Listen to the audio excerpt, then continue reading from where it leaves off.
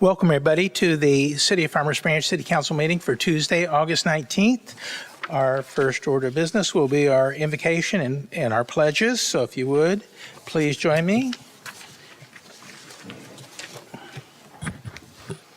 Heavenly Father, we ask that you shine your light on this city council tonight as we're here to do important work for our community.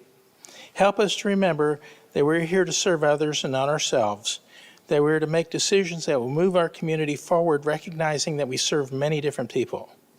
Give us guidance to look beyond ourselves. We ask that you also shine your light on our police officers, firefighters, and emergency first responders. They too are serving our community without fail, and we ask that you keep them safe. And finally, may the blessings that you have given us be a reminder that serving others is service to you. In Jesus' name we thank you. Amen. If you would, please join me for the Pledge of Allegiance.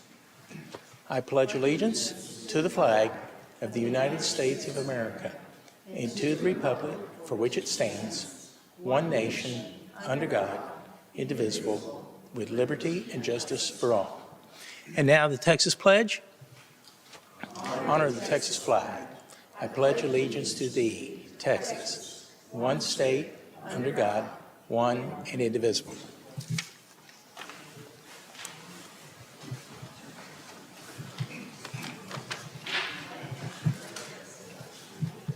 Next up are our items of community interest. Good evening. We have a few items. Start your weekend fresh and clutter-free. The Citizens Collection Center is now open every Saturday from 9 a.m. till 3 p.m. for all residents. You may drop off trash, plastic and glass containers, paper, cardboard, metals, cooking oil, and more. Come by any Saturday for safe and easy disposal. If you have any questions, please contact Public Works at 972-919-2613. The CCC is located at 13333 Senelec Drive. Next, the City of Farmers Branch will be holding a special election on November 4th to fill the unexpired term of City Council member for District 1. Candidate applications are available in the City Hall Secretary's office, as here at City Hall. Candidate applications will be accepted from August 20th through September 3rd. For more information, visit our website, go to election information. West Nile virus season is still ongoing, and we have reported several positive mosquito pulls in recent weeks. Thanks to the city's proactive mosquito management program, human transmission risk of the virus remains low. Residents are advised to use insect repellents, limit outdoor activity from dawn to dusk, and drain all standing water in and around their home. To stay up to date, follow us on social media or visit our website. Mark your calendars for the Budget Town Hall meeting scheduled on August 26th at 6 p.m. at the Branch Connection. Come ask your questions, share your thoughts, and learn more about the proposed city budget. Your feedback directly impacts these services, projects, and priorities in Farmers Branch. Let's shape our city's future together. And as always, you can sign up for City e-News at farmersbranchtx.gov or by scanning the QR code on the screen. Thank you. Thank you. Next up are our public comments, and I know we have a number of people that have signed up to speak tonight, and some wrote a specific item, others did not. So I'm going to call what I think is just general public comments, and then if you're here to speak on item L2, you can speak to that at that time. There will be time for that. So let me just start with Barbara Leedy, I'm sorry.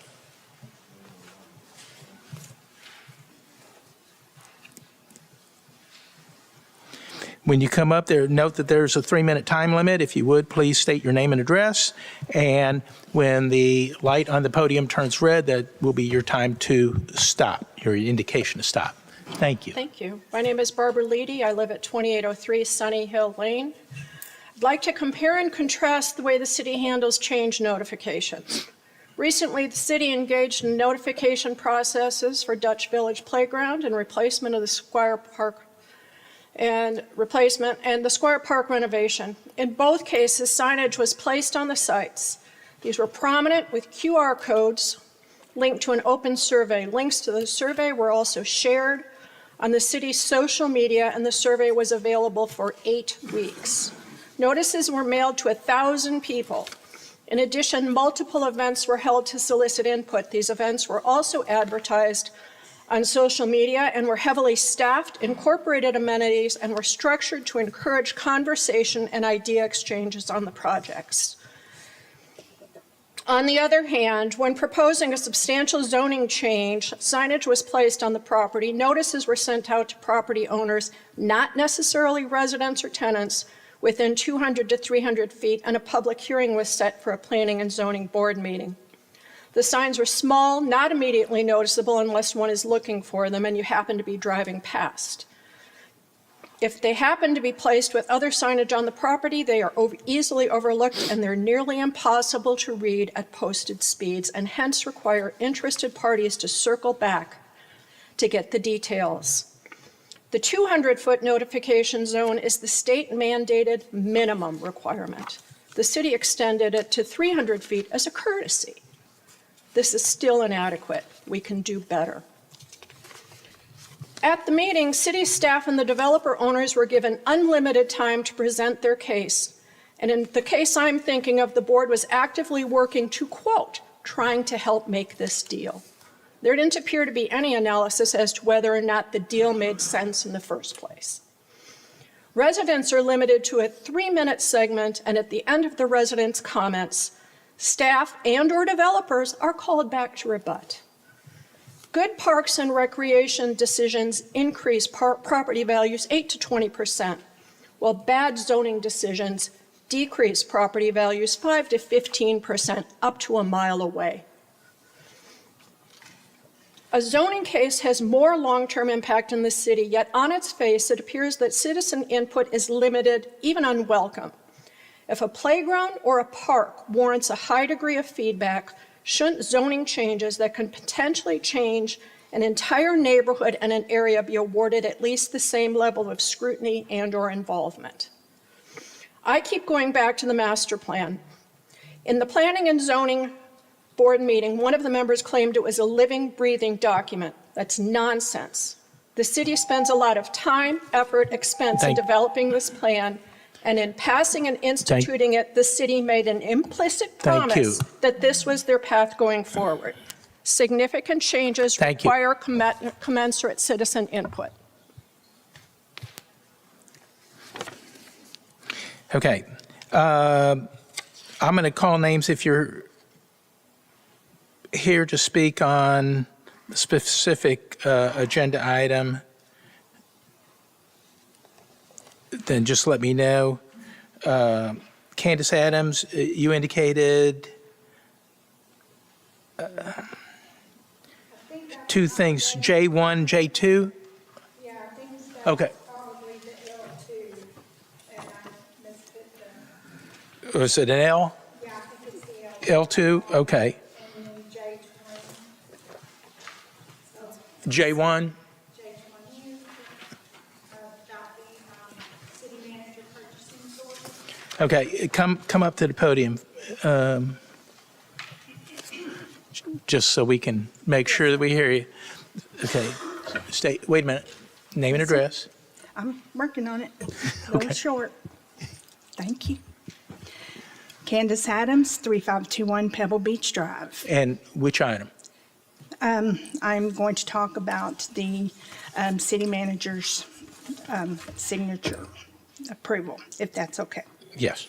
And then may I come back and talk? Yeah, I'll call Okay. you back. Thank you, sir.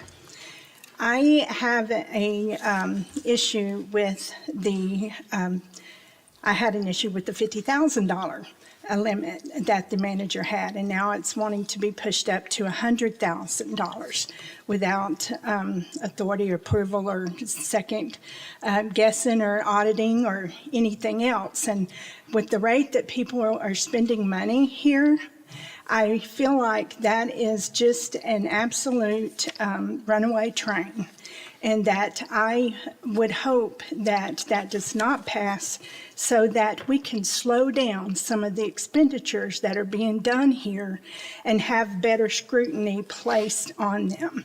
I really have an issue with the amount of money that we are spending, and it really needs to slow down, please. Thank you. Thank you. Okay.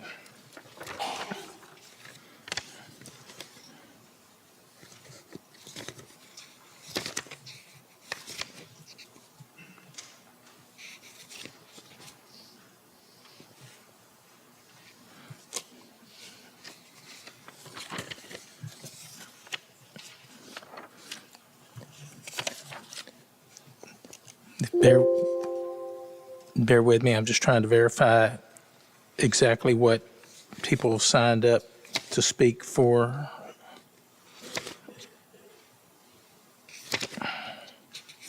Okay.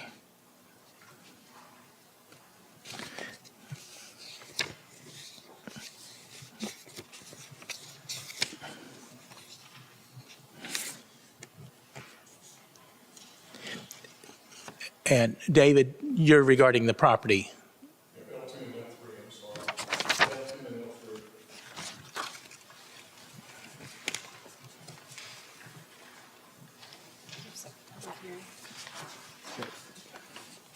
Okay. That is L2, okay. Okay. Thank you for that. That concludes our citizen comment for this evening. Again, if you signed up to speak on item L2, we will get to you at that time. Next up is our consent agenda.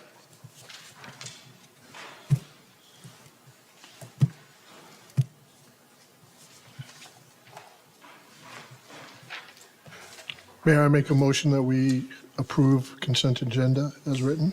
I second. Thank you. We have a motion and a second. If you would, please indicate your vote accordingly. Oh, Councilman Roman, thank you.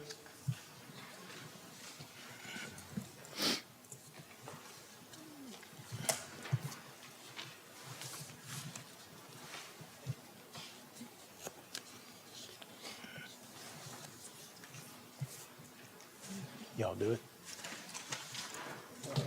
Okay. Thank you. Motion passes. All right. Moving on, next up is public hearing. Item K1, conduct public hearing and consider adopting Resolution 2025-123 approving a detailed site plan, including special exceptions for an office warehouse development on approximately 9.44 acres located at 2271 Morgan Parkway and located within Plan Development District Number 97 zoning district, and take appropriate action. All right, well, excuse me. Thank you, Mayor, and thank you, Council. It's an honor and a privilege to be presenting before you this evening. I'm Brian Campbell, planner with the Planning Department, here to present to you tonight on the detailed site plan for 2271 Morgan Parkway. So this is the subject property. It is zoned Plan Development District Number 97. This is a detailed site plan request with special exceptions for an office warehouse development. Can you pause for a second? Yeah, Brian, can you pause for just a second? I want to try to get that block removed from the screen. Sure. Oh, yeah. Oh, okay. Let's see if we can do it here.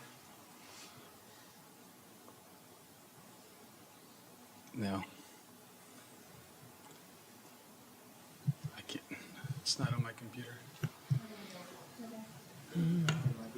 Acrobat Distiller.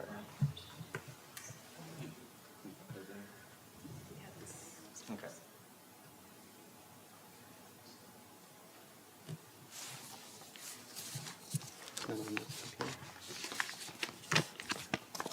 It looks like you got grabbed upstairs. Yeah. Do what? It looks like it's upstairs. So Yeah, but that's not true. Yeah. 1 second.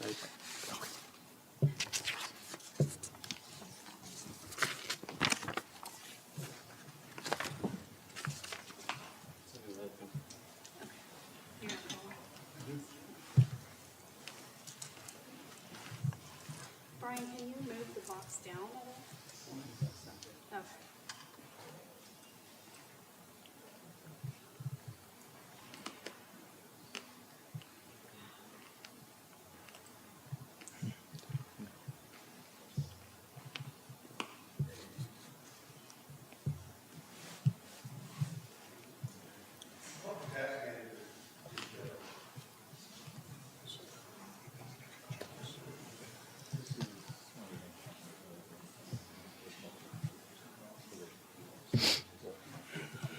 Okay, how many IDs? It's not. No, it's not on this one either. Yeah, it's not showing on the screen. No.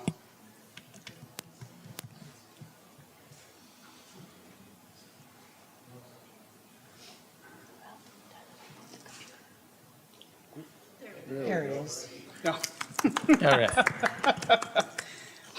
gotta love technology, right? Yep. Okay. Try this again. Absolutely. Oh, okay.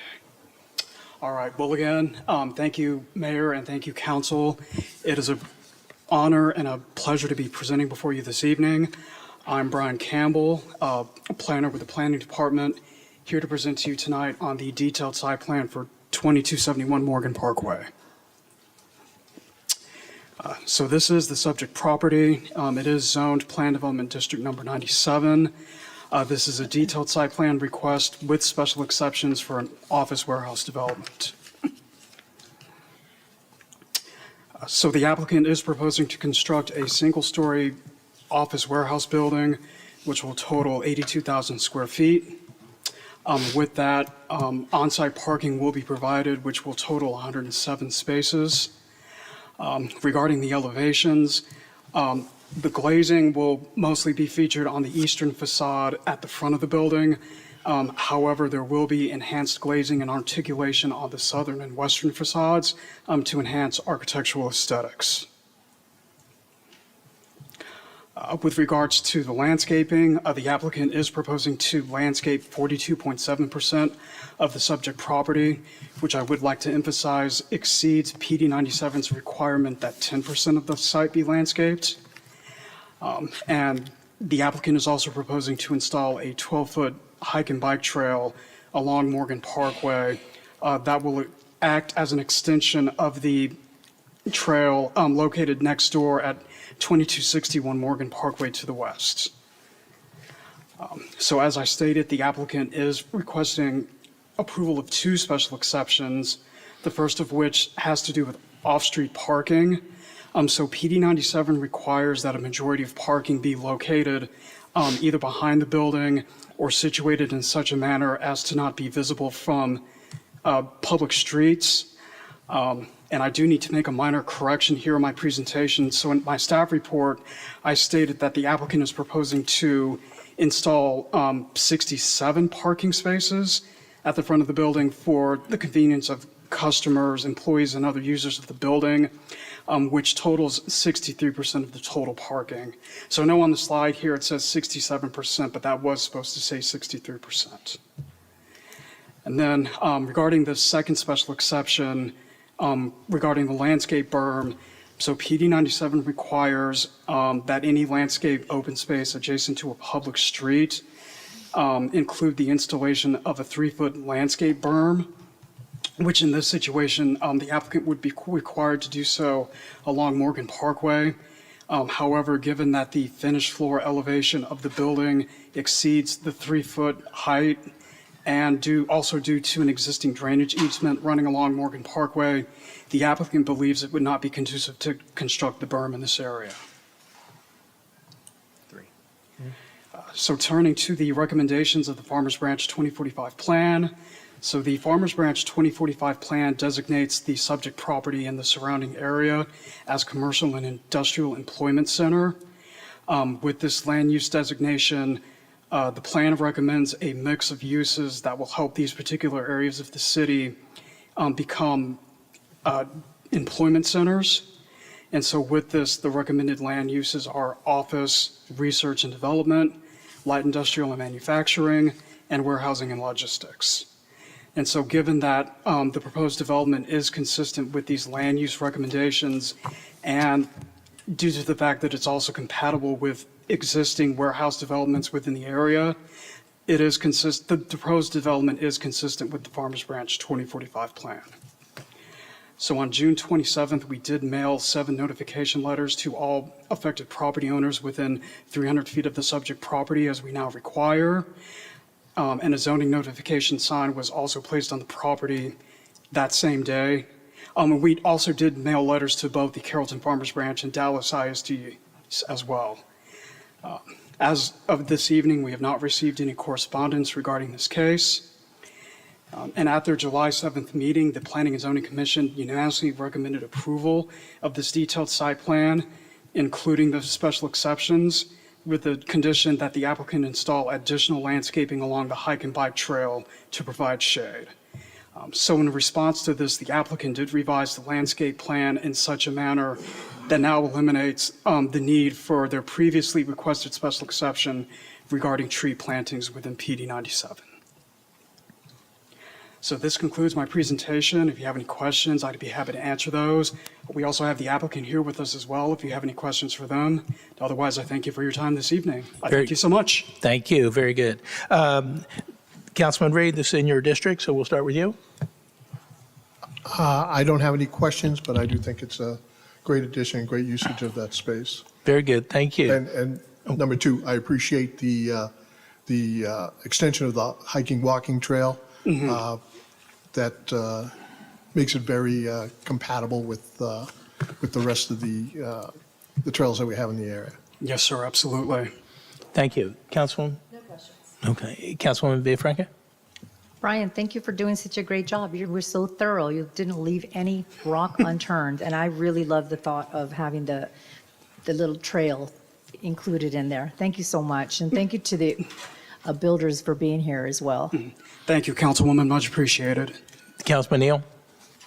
I echo the same sentiment. Thank you, Brian. Excellent job. Thank you for doing this. I do have a question. I'm not sure if it's for you or the developer. Okay. But if this is approved, do we have a estimated construction time, when it will get started, when it will be completed, as well as any impacts as may be related to the I-35 widening that's going on over there? I will defer to the applicant to address the question regarding construction timeline, but I can confirm that, if you'll bear with me just a moment.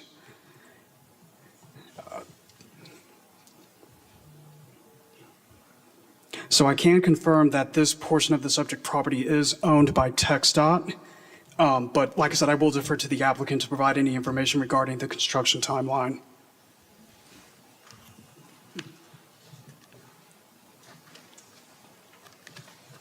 Hello, I'm George Billingsley. Happy to see you all and happy to be here. And we plan to mobilize and break ground in November of this year, and then we'd probably complete the shell building September, maybe October of next year. And then the tenant finish work comes after that, which would take maybe 4 months or so. Once we begin, that's all contingent upon leasing velocity and such, but assuming we lease it pretty quickly, then probably 4 months for the tenant finish build out. Yeah. And I can't speak so much to the redevelopment of 35. I'm not particularly knowledgeable about that, so sorry. Yeah. Any other questions while I'm up here? No, great. Yeah. Thank you very much. All right, thank Appreciate you. you. Appreciate it. Councilman Roman? No questions for me. Thank you. All right. I don't have any questions, so this is a public hearing. I don't have anybody signed up to speak to this item, so it is marked for action, so we entertain closing the public hearing and taking action. Mayor, I make a motion to close public hearing. Second? We have motion and second to close public hearing. All in favor? Councilman Roman says yes. Mayor, I'd like to make a motion. Motion passes, so public hearing is closed. So sorry to cut you off. Mayor, I'd like to make a motion to pass R2025-123 as written. I'll second. Thank you. We have a motion and a second. If you would, please indicate your vote.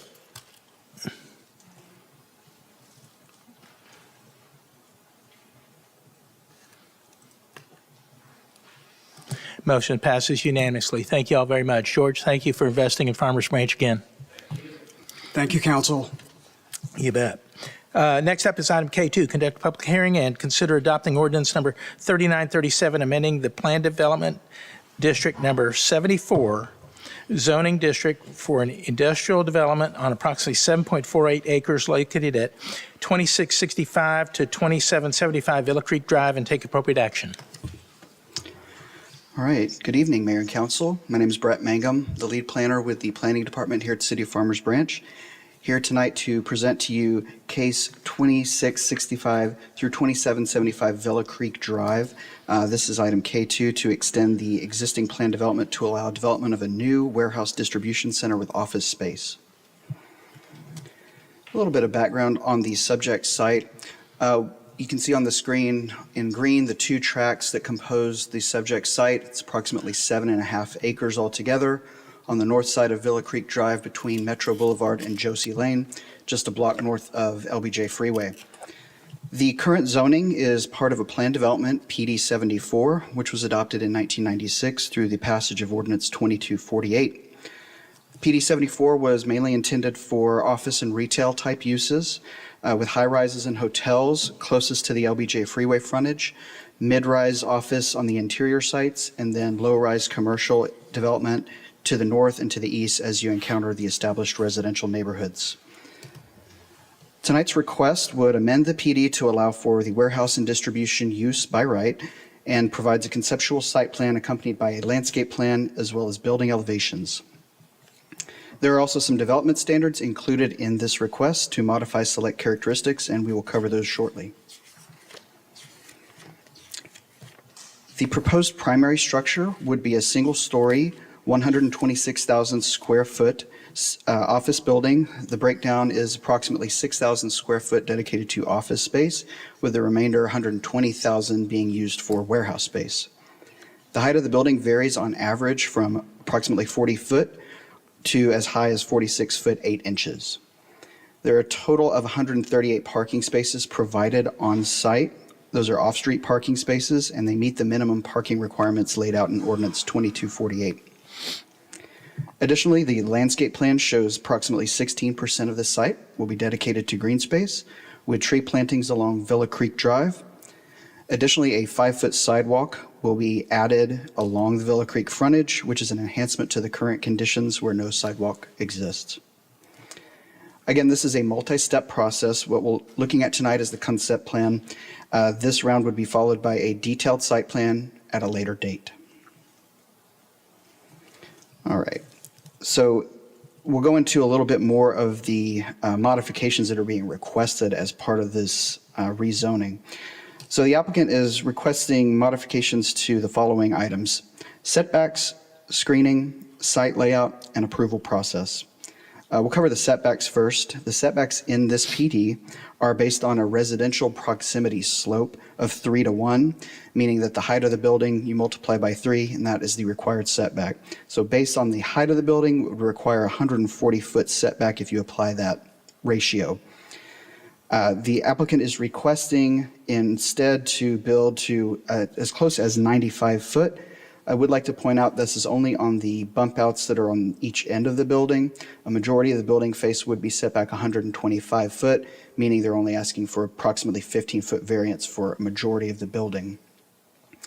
Something else worth pointing out at this stage is we have a unique situation here with the property to the north, which is zoned single family. There is a disconnect, though, between the zoning and the actual land use.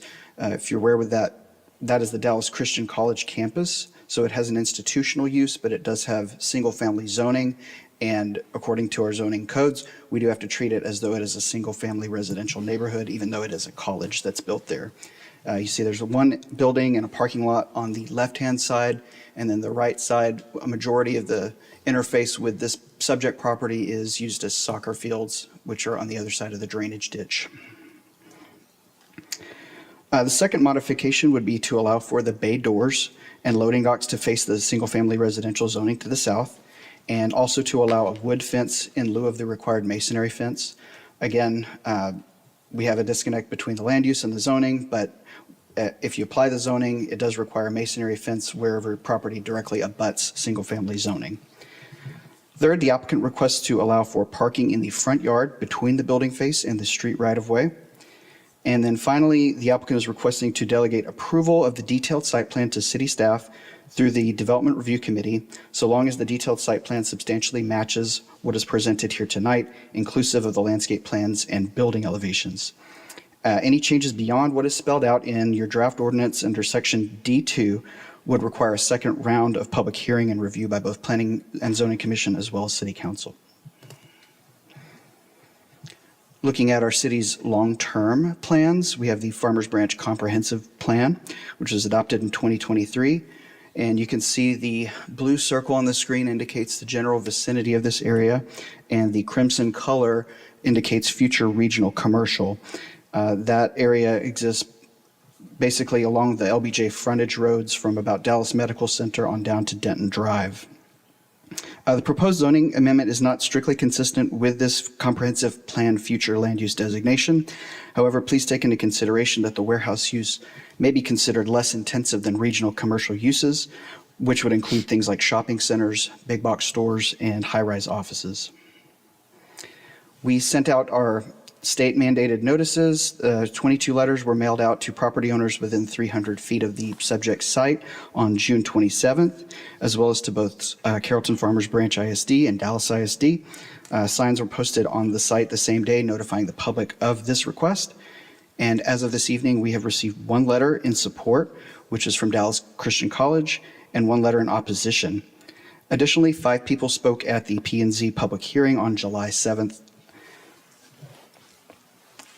The Planning and Zoning Commission did vote to recommend approval by a vote of 6 in favor and 1 opposed. They did have 4 conditions attached to their approval recommendation. I'll go through those shortly. Additional screening must have been provided related to light and noise abatement. That has been added. Second, that the additional information be provided regarding traffic ingress and egress on the subject property, which was also provided. Third, that the applicant reach out to neighboring residents to address concerns related to the proposed development. And finally, that hours of operation be defined. The applicant would like to further discuss the hours of operation condition with you tonight, but they have tentatively offered 6 a.m. to 10 p.m. as a starting point. So those are the 4 conditions.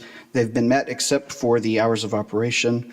I do want to point out if that condition is included in any approval motion, we will need to approve the ordinance as amended and add that into the ordinance so that we capture the restriction on operating hours if that is your choice.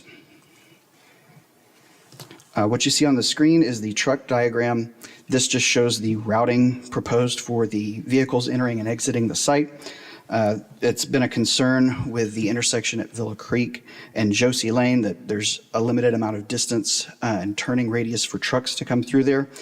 So the applicant is proposing to route trucks through Villa Creek and down towards Ford Road to access LBJ Freeway. The ramp geometry down at Ford Road is better to handle the large turning motions for medium and large vehicles, better than routing trucks through the Villa Creek intersection. And this is just a further out view showing the same diagram. So that concludes my presentation. We do have representatives for this request present in the audience tonight. So with that, I'll turn it back over to you, Mayor Lynn, for any questions. Thank you very much. Again, Councilman Reed, this is in your area, so we'll start with you. Okay. If I recall, wasn't there a conversation with the school regarding the fence, wooden versus masonry, or is that a figment of my imagination? Councilman Reed, that is correct. As far as I'm aware, the applicant did initiate a dialogue with the Dallas Christian College representatives, and I've talked to them on the phone. They sent in a letter of support, and they are acceptable with the wood fence that's being proposed. So, Excellent. Good to know the memory isn't failing me that much yet. Vehicles, can you give me example and expected quantity of type of vehicles and expected quantity of vehicles? I think it would probably be ideal to defer to the applicant for this particular question. Okay. So,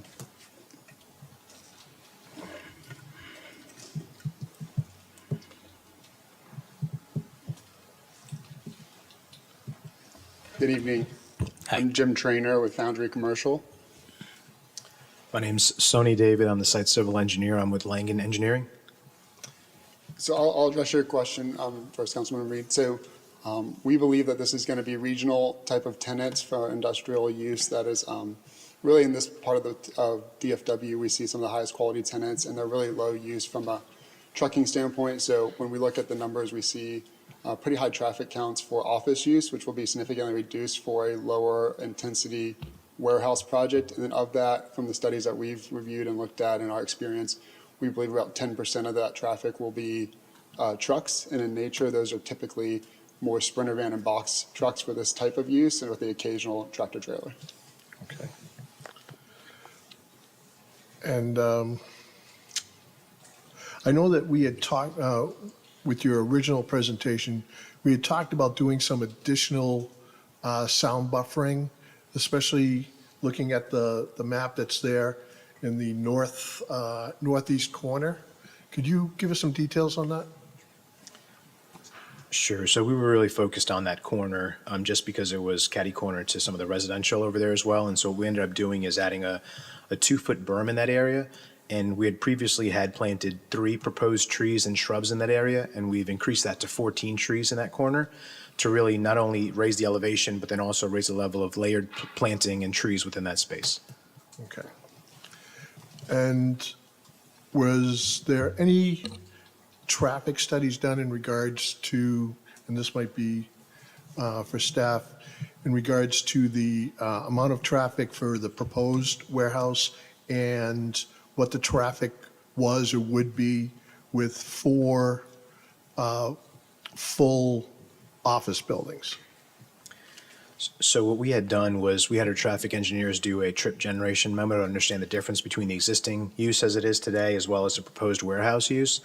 And it's significantly more in the existing office use in terms of number of trips generated. When you start looking at it from a perspective of what the difference is, you have a delta in the AM peak, about 83 vehicles, and that's the difference between passenger cars as well as that 10% smaller trucks that Jim had mentioned. And then in the PM peak hours, you have about a difference of about 75, which is obviously increased in the office space versus decreased with the proposed warehouse that we're proposing in our scenario. Okay. Do you have any data on, because we know trucks run throughout the day, on what it would be between those peak times? Yeah, so ultimately, when you start looking at the truck generation, it is about that 10-15%. So in the AM peak hour and the PM peak hours, you're talking about 2 trucks, and then that they've really distributed. So when you have basically the peak rush hour in the morning or the evening, you have very limited amount of truck traffic that would be generated during those 2 times. And then you do have 1 or 2 trucks in the non-peak hours as well. Okay. And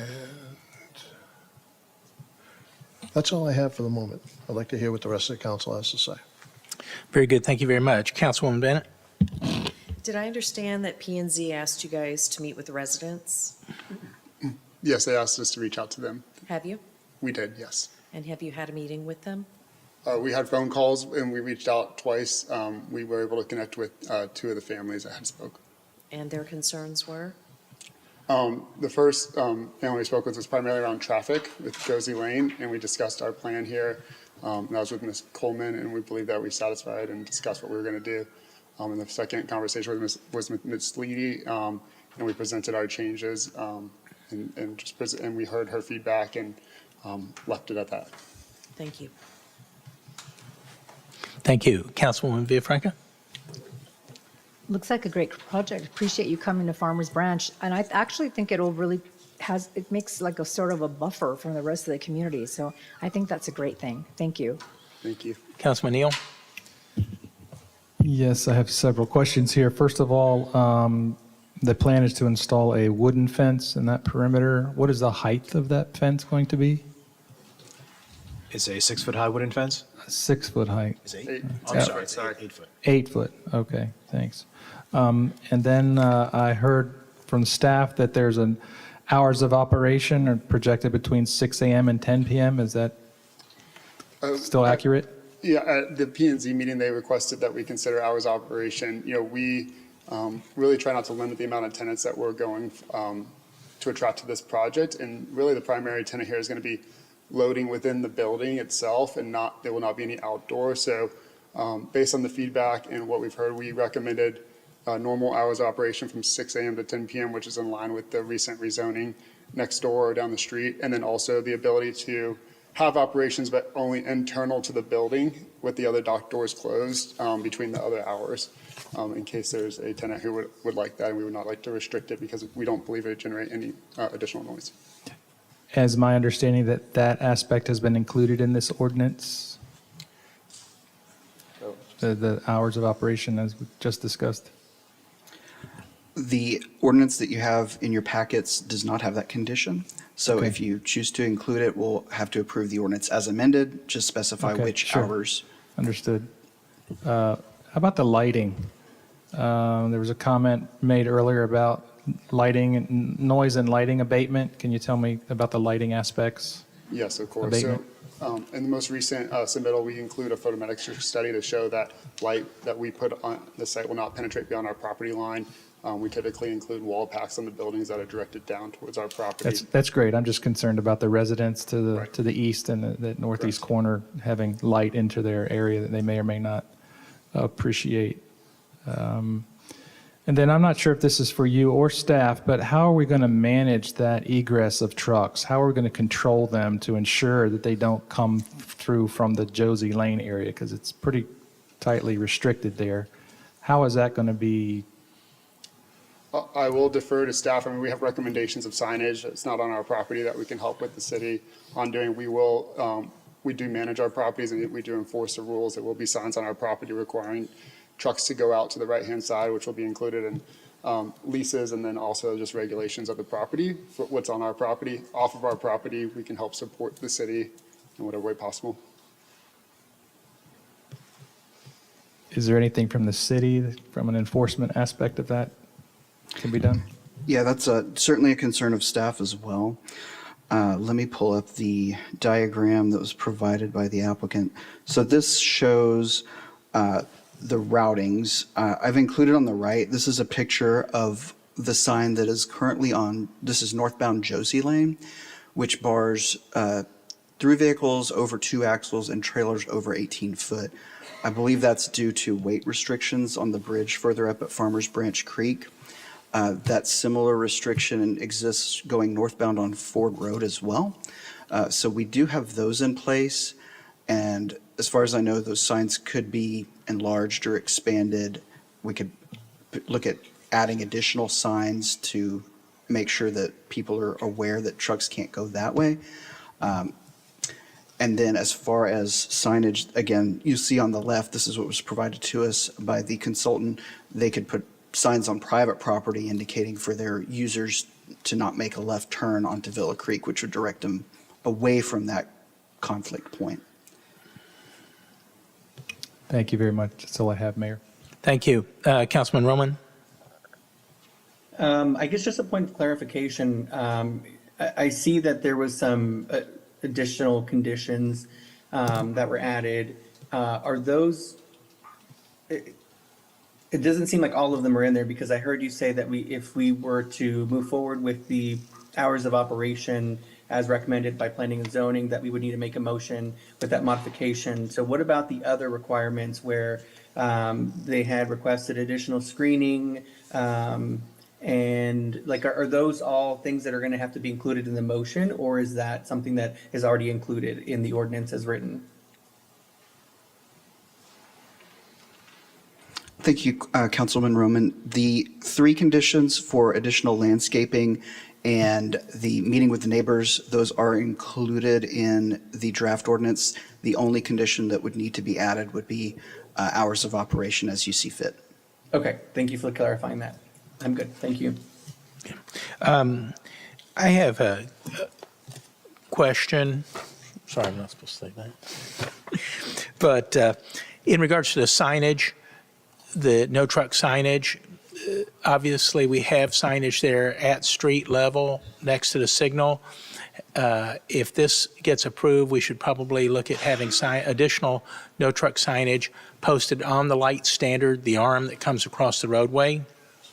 So we need to do our best to try to get truck drivers' attention to that. I think it's almost unavoidable that people are going to try to turn right and then go left. Human nature. But we need to try to warn against that as much as possible. We might even consider on the westbound service road putting a no right turn for trucks there just to give fair warning. I don't want this to be a ticket haven for folks that are just trying to do their job. And then you mentioned dock doors. Will vehicle loading be inside or outdoors at dock doors? They will be inside the building from the dock doors into the building. We're not asking for any outdoor storage or any outdoor loading. Okay. They'll be interior And to the so building. there'll be no vehicle storage outside at night? Correct. Okay, that's all I have. This is a public hearing. Mayor, I was going to give one additional detail. Oh, I'm sorry. Sure. One additional detail for the council, the public, everybody in attendance, is part of what's also working as part of this project in tandem with it is we've been challenged as staff and city council to come up with a solution for parking at the historical park. And the leading proposal right now would be a reconfiguration of Ford Road leading up to Farmers Branch Lane to where it would be impossible for 18-wheelers to make that, traverse that. So the signs would be great, but they wouldn't be physically able to make it anymore. So as we work on a parking solution between Public Works, Planning, and Parks, the leading solution involves a reconfiguration of that lane to physically prevent 18-wheelers from going that direction into Farmers Branch. So signs are great, enforcement's great, but if we can prevent it from happening, that's one of the outcomes we're looking for as well. Understood. Thank you for that. Just as a maybe safety measure, we should have the signs anyway because people will try to force to do anything. Okay. This is a public hearing, and I have one person that is signed up to speak. Barbara?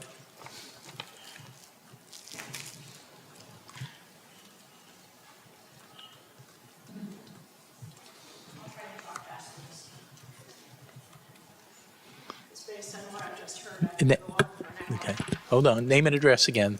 Barbara Leedy, 2803 Sunny Hill Lane. Wanted to thank Mr. Trainer for reaching out. We had an interesting conversation, including the landscape modifications, light study, and traffic signage. All of those are of interest if one thinks the project is a good idea. I don't. Over the past few weeks, I've done some research, talked with a commercial real estate professional, and become familiar with some of the guidelines. There should be a significant separation between this kind of development and residential properties. It isn't just to the north. At that northeast corner, there are 3 houses. Had the city kept this kind of zoning east of Midway and west of 35 as planned, this would have been accomplished by geography and infrastructure.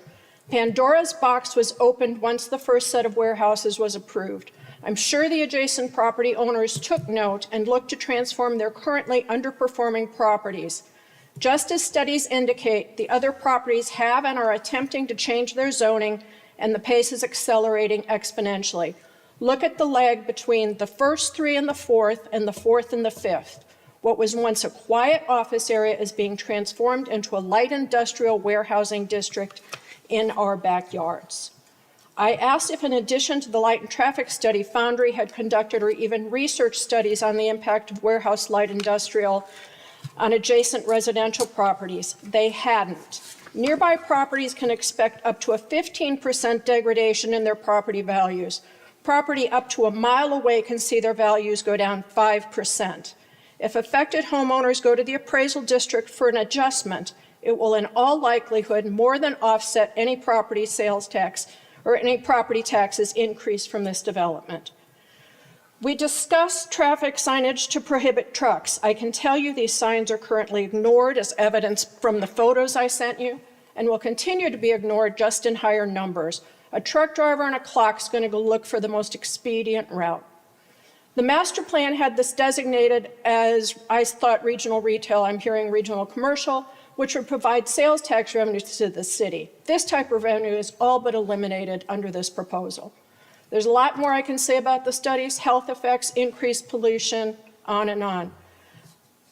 I still think the first three were a significant mistake that was made worse by the approval of the fourth. It's imperative that the domino effect be stopped. I think that many of the people who choose to live in Farmers Branch do so because it is an oasis in the madness that is DFW. Changing the character of a significant residential portion of the city erodes this quality. I asked if any principals or investors were Farmers Branch residents. The response was not to my knowledge. In this case, we appear to have a group who have no appreciation for the unique charm and character of Farmers Branch. Thank you. That is all, folks, that I have signed up to speak to this item this evening. So, council, your discussion. Again, I'll go back through with Councilman Reed. Any other comments? Nothing more at this point. Okay, any comments? Councilman Roman, anything else? Okay, this is a public hearing. We'll entertain a motion to close public hearing and then take action. Mayor, I propose that we close the public hearing. Second. Thank you. A motion and a second to close public hearing. Please indicate your vote.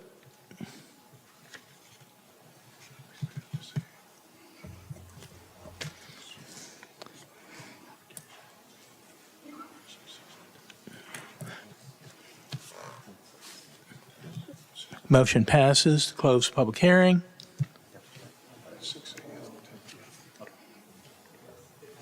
Okay, go ahead. Mayor, I'd like to propose that we approve ordinance 3937 with the noted modification regarding the hours of operation.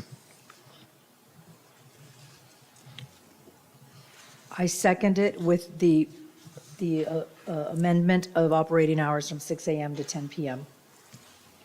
Okay, we have a motion and a second.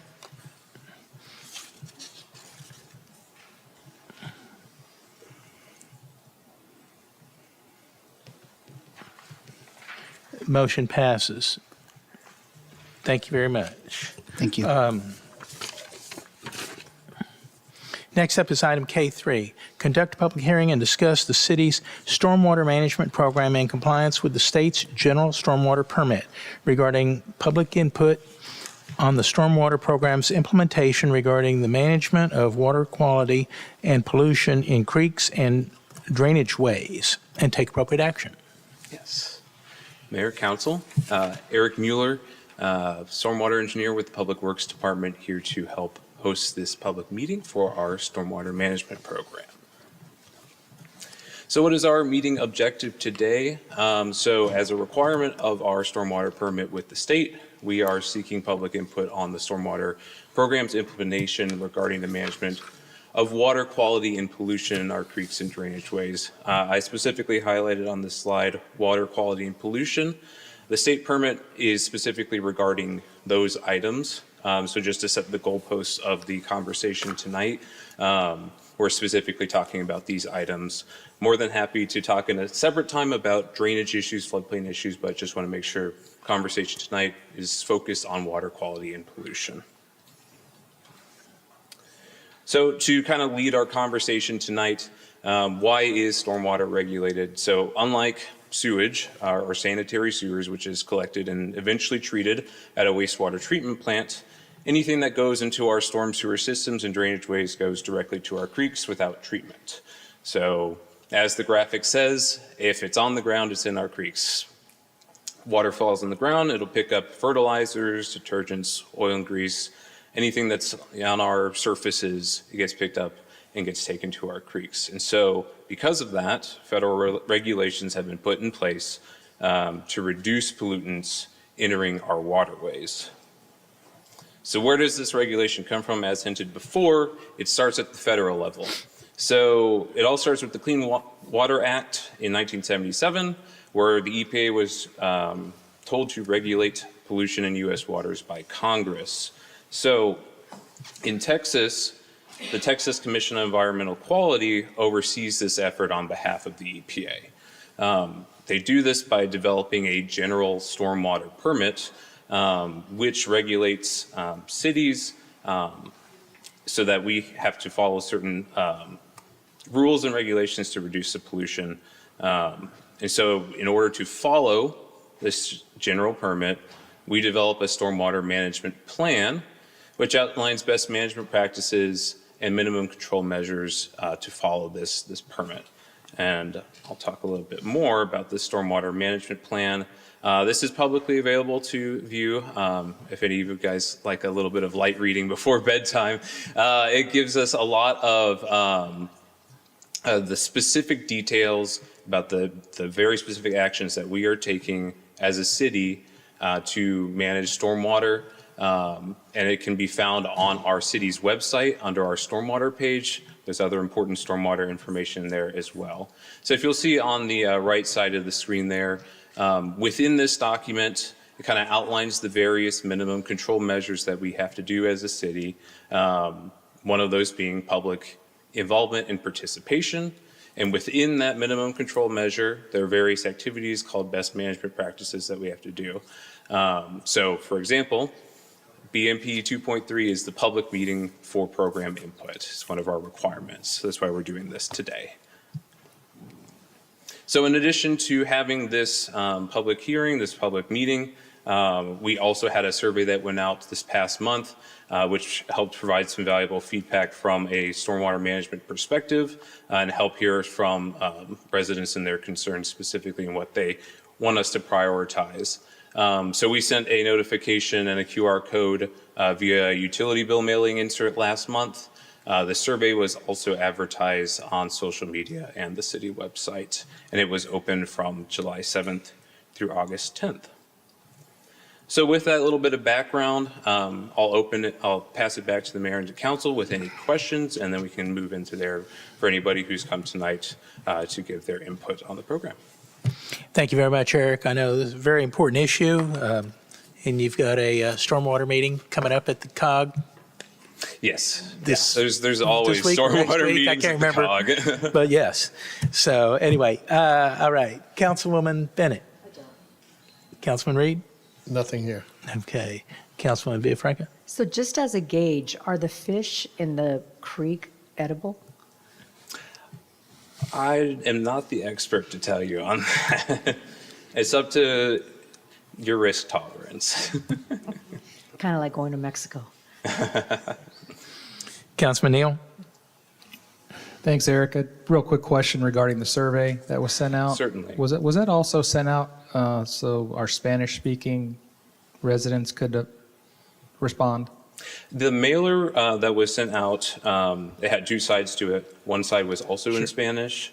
As far as the poll itself. Talking about the QR code, did yeah, they have so an option to go in the Spanish language? That I don't know. Okay.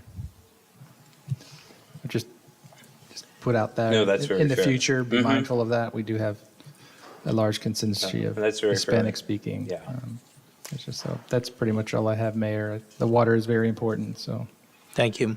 Councilman Roman? I was just going to say, I'm glad that this is coming forward and that we're going to be implementing a stormwater management program. I know that I had heard specific concerns from residents regarding the cleanliness of our waterways, and I think I want to say there's also been lots of FBTX complaints have been submitted on some creeks and ponds over in the west side as well. And I know that also the creek behind Springvale gets, when it rains, it catches, it's like a street sweeper, it catches all the trash and it sits there for some time. So I'm glad that we're looking for a program to be able to address these types of issues. Mm-hmm. Yeah, and I'll kind of add on to that. So the city has had, in one form or another, a stormwater management plan since 2007. That's when we became regulated under a stormwater permit from the state. They released a new permit last year, so we've gone through and revised and updated the plan to not only follow new regulations, but also to adjust it to be more in line with our priorities. And so that's been recently reviewed. Awesome, thank you. Okay. Eric, can you, for the benefit of everybody here and those at home and anyplace else, I have received a couple of calls during my time as mayor of reports of people dumping oil in storm sewer, blowing grass clippings down the curb into the storm sewer. So please tell us, what should residents do if they observe this type of activity? Yes, you should reach out to the city first and foremost, Who? but our preferred method is through the FBTX Connect app. There is a specific item to report there, which is stormwater pollution. And that's our preferred method. Otherwise, the Public Works Department is your best bet if you want to call us on the phone. We're the ones who implement this program and go out and respond to those incidents. But our preferred method is the FBTX Connect. It gives us the location. You can submit a picture. Is very helpful. Thank you. Thank you. Any further questions? This is a public hearing. I do not have anybody signed up to speak to this item. So we'll entertain motion to. Mayor, close. I make a motion that we close the public hearing. I'll second. Thank you. We have motion and second.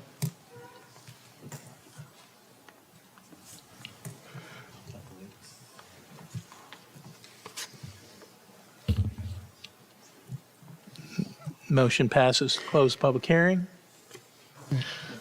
So this item is marked for action. Okay, Mayor, I make a motion that we approve item 25-579.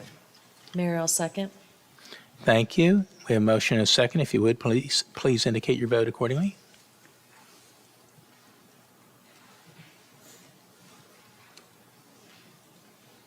Motion passes. Thank you very much. All right, thank you. Next up is our regular agenda. Because of the number of people here this evening, I'm going to move item L2 up, and we will take it on first. So the next item is L2, consider approving Resolution 2025-153, authorizing the negotiation and execution of an agreement for the sale of property to the Farmers Branch Local Government Corporation for resale to Builders of Hope Community Development Corporation for development of attainable housing and take appropriate action. Good afternoon, Mayor, Council. Jose Garibay, Special Projects Manager, here to talk to you through our resolution authorizing the agreement for the resale of city-owned lots to Builders of Hope. We are building on on the conversation we had during our budget meeting on August 12th to meet our goal of transforming our city-owned lots into sustainable, equitable communities through establishing a unified long-term housing strategy, maximizing positive neighborhood impact in city-owned lots, aligning with the council's strategic goals, and delivering sustainable and equitable revitalization. A little bit of background on the Neighborhood Renaissance program. It was created in 1999 for the city to purchase distressed homes, demolish them, and sell them to residential builders. From 2019 to 2014, the program revised to focus on distressed homes in Branch Crossing and Valwood Park. In 2017, $4 million neighborhood revitalization bond was approved for single-family residential redevelopment and revitalization. In 2019 and 2013, the City Council partnered with Builders of Hope and sold 5 residential lots for attainable housing, our Porches of Valwood program. On July 15th, city staff presented to you during study session. We received direction from council to begin discussions with Builders of Hope to sell the 22 lots for the purpose of attainable housing. Today, we seek approval on the proposed resolution. The proposed resolution includes 4 options. The three options have a minimum of 4 lots must be sold. Option 1 is 45. The lots must be sold to Builders of Hope at $45,000 with a maximum sales price of $345,000. Option 2 is must be sold to Builders of Hope for $55,000 with a maximum sales price of $355,000. Option 3 is $65,000 sold to Builders of Hope with a maximum sales price of $380,000. And then option 4, which is a maximum of 4 lots. And then to clarify here, this is not just a free lot to Builders of Hope. This is specifically to our replacement housing program. Again, just to kind of, we're more just loaning the lot, right? This is just while they're constructing on the lot. Once the construction is done, we will be getting a lot back, just as a reminder. So again, so once the options are done, we have 16 uses. That means 5 will be, if we have 22 lots, that means 5 will work with Builders of Hope to kind of be able to see which ones it makes the most sense. So with that, I'll leave it up to any questions that you may have. Thank you very much. I know we have a number of people signed up to speak, but I'll ask if anybody has any questions right off the bat. No, I'd love to hear what they have to say. Okay. You good? Yeah, I'm good with that. Good. Okay. Are we going to let the residents? Yes. Oh, Okay. Councilman Roman, you got any questions right off the bat? Okay. I do have a number of people that have signed up to speak to this issue, so I'm going to call them up in the order that I have them. First up is Candace Adams. Again, when you come up, name and address, you have 3 minutes. Candace Adams, 3521 Pebble Beach Drive. Okay, I am having a lot of questions about this program. You see the display that was up here was saying that we have options 1 through 4, and we are giving Builders of Hope the ability to buy these lots for a specific lower number of price for value. Am I understanding that correctly? Okay, because you can't talk back to me. Does that mean that the value of the property that they are going to build on there is going to be the value of $355,000 or whatever to option 1 through 4? I would like to also know how much government money are we getting back from program grants such as DEI, wind turbo, solar, et cetera, that we're expecting to receive for these programs, and how exposed is our city going to be based on this current administration that is doing away with these grant programs as of today. The president has said that these grants and things that they are wanting to give us for having these attainable housing projects may be gone. And then that would leave our city exposed to paying the cost for these houses. And I would like to have those answers if possible, please. Thank you. Thank you very much. Next up, David Prince.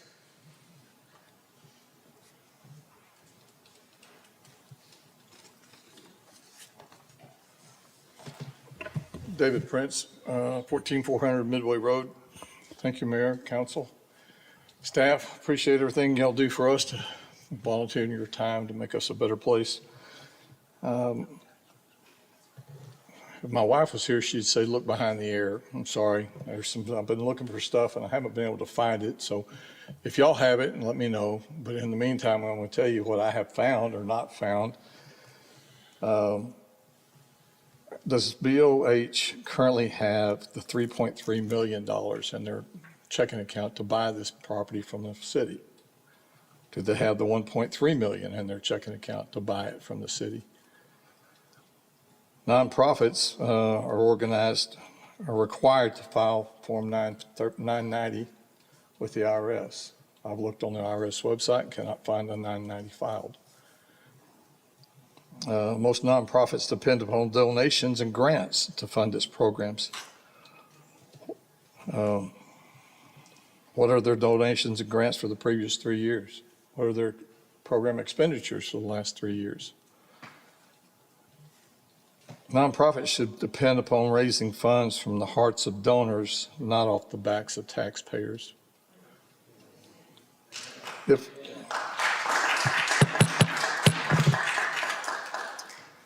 a nonprofit is providing a much-needed service to a community, then donors will make certain that the organization is properly funded. The questions I have, if the organization does not currently have the funds, how does the city propose to continue? The city carries the note, the organization seeks bank loans. And why should the city donate $1.3 to $3.5 million to this organization? It just does not make sense to me as a taxpayer. Is the city in the habit of donating money to nonprofits? Is this what the taxpayers really expect from you as their elected officials, to give away money? At this point, looking things and not finding it behind the ear, I can't find the ketchup bottle in the refrigerator, so you might have this information, but if you don't, I respectfully request that you table this action until you're able to find out the answers to these questions. I think they're very important questions.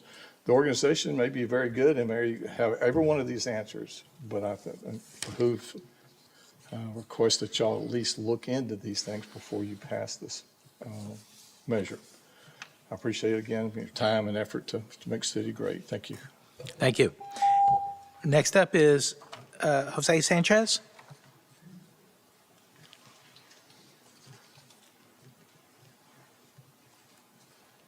Hello, everyone. My name is Jose Sanchez. You're welcome. My address is 2563 Wasina Drive. And I would like to say I'm in favor of Builders with Hope. Me, myself, I'm also a taxpayer. I've been paying taxes since I was 18 years old. I'm now 30. I've always lived in Farmers Branch, but always in apartments, never owned a house.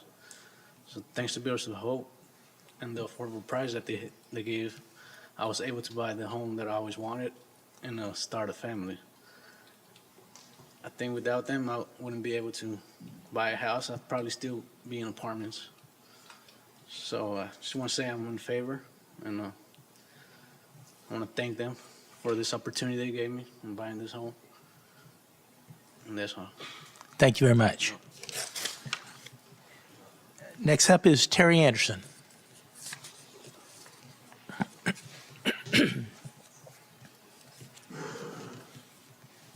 Terry Anderson, 2644 Mount View.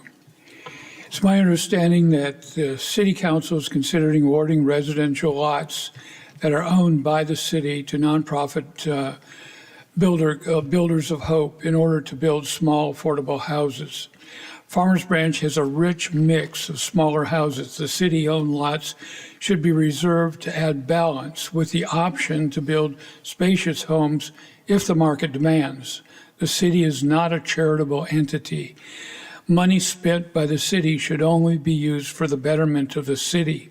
The members of the City Council and Farmers Branch citizens are free to donate to Builders of Hope individually, but it is not the prerogative of our city to give away valuable assets as charity. Farmers Branch real estate is expensive. Much less expensive land in Dallas County is still available and waiting to be developed. Areas with lower real estate prices, logically, is where affordable housing should start, which will result in a new community. 65 years ago, Farmers Branch was one of those new communities because land was affordable. Building affordable homes where real estate is expensive contradicts the concept of affordability. Builders of Hope needs to rethink its mission and work with market reality. The Builders of Hope website derides the concept of improving neighborhoods and calls it gentrification. I've always hated the use of this term to describe an effort to improve, as if improvement is a negative thing. The website also says that the average recipient of a home will have about $70,000 of equity the moment the purchase is complete. That money essentially comes from Farmers Branch taxpayers due to the fact that our city settles for far less than market value for the property. The Builders of Hope website also brings up race. I would never want my city to support an organization that considers race as a distinguishing factor. The Builders of Hope are free to submit a bid for the lots in the open market and pay the going price for the property. Thank you. Thank you. Next up is Todd Warren. Todd Warren.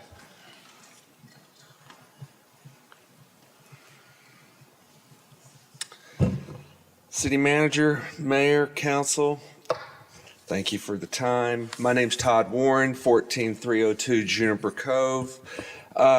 Disappointed with what we're seeing from the council here recently. I noticed that the city of Carrollton, which I always felt Farmers Branch was better, once again is for the 11th straight years lowered their property tax value rate. Coppell's at 0.458, Carrollton's at 5.3. We're still hanging in there at 0.54, but what I'm seeing is all of a sudden we've got people that are up wanting to spend a lot of money that's not theirs. And, you know, everybody that's in this room has a family or runs a budget. And what I want everybody to realize is there's needs and then there's wants.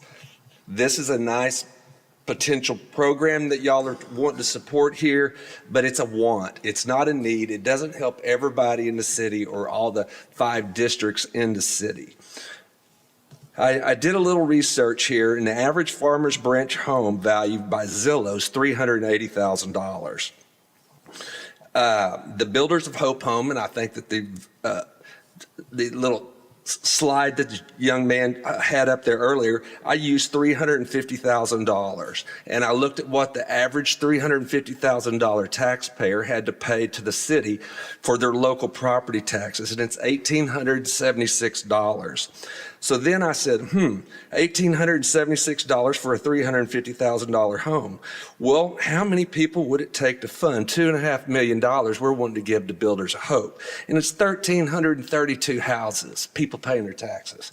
And I said, well, you know, the city, every time I'm up here, they haven't hit a budget yet, so let's just figure what it's going to be when it goes to $3 million, which is probably closer to the truth. And it takes 1,599 taxpayers to fund this program. And I say that this program needs to be put on pause. Let's answer some more questions. There's a lot of people that are not in favor of it. And, you know, it's just disappointing. Once again, here we are spending money like it's y'all's. It's the taxpayers' money, and we need to make sure we're doing the best job with doing what's best for the city. I hear that we have water pipes that need replacing, sewer lines that need replacing, things that affect everybody. This is a want, not a need. And that's my opinion. I hope y'all appreciate it. Thank you. Thank you. Next up is Daniel Serta.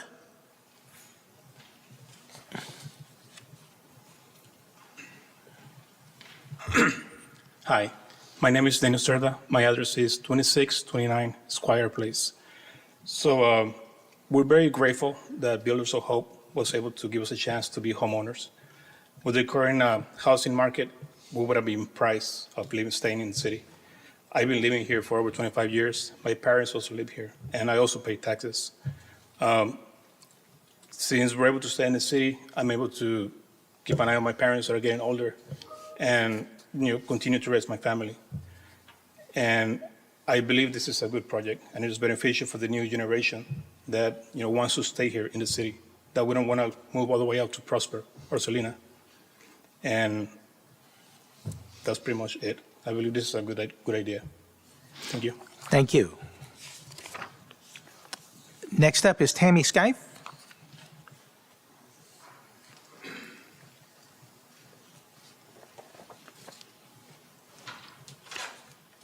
Hi, my name's Tammy Scaife, and I live at 3434 Pine Tree Circle.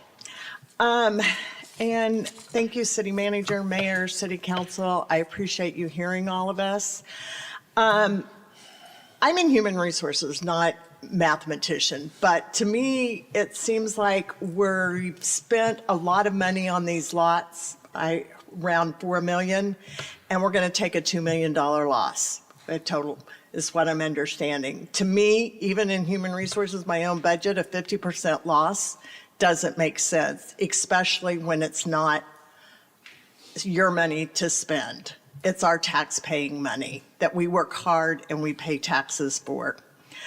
I am not against attainable or affordable housing. I think it's great and I think we need it.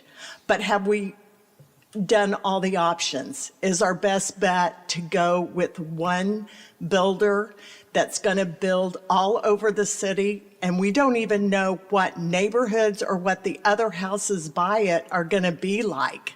You know, do they want to build between the $1.5 million houses that are going up? Is that where we want to put another house in the middle?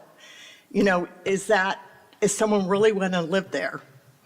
What is our vision? Do we have a vision, and do we have an economic development person? Do we have a department? Special projects to me is a lot of different things, not just affordable housing or attainable housing. So do we have that here?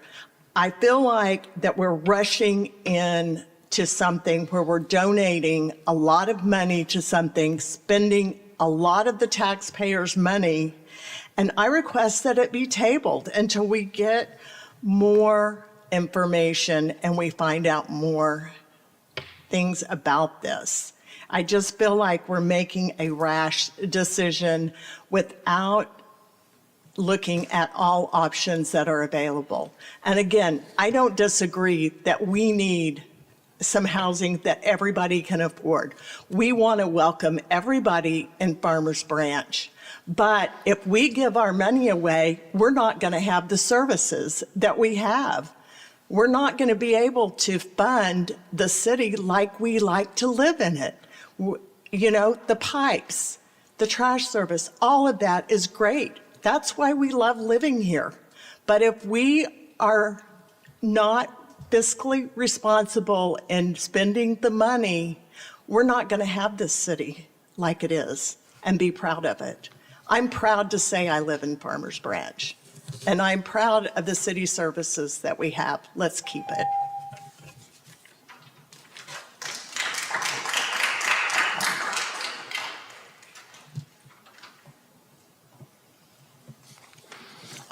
David, it appeared you filled out 2 forms, so I'm assuming you already spoke.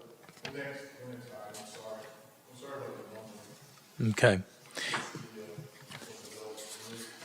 All right. Next up is James Armstrong.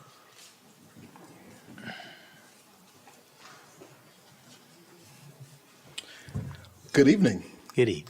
Mr. Mayor, council members, James Armstrong, 1839 Lee Street, Dallas, Texas, 75212.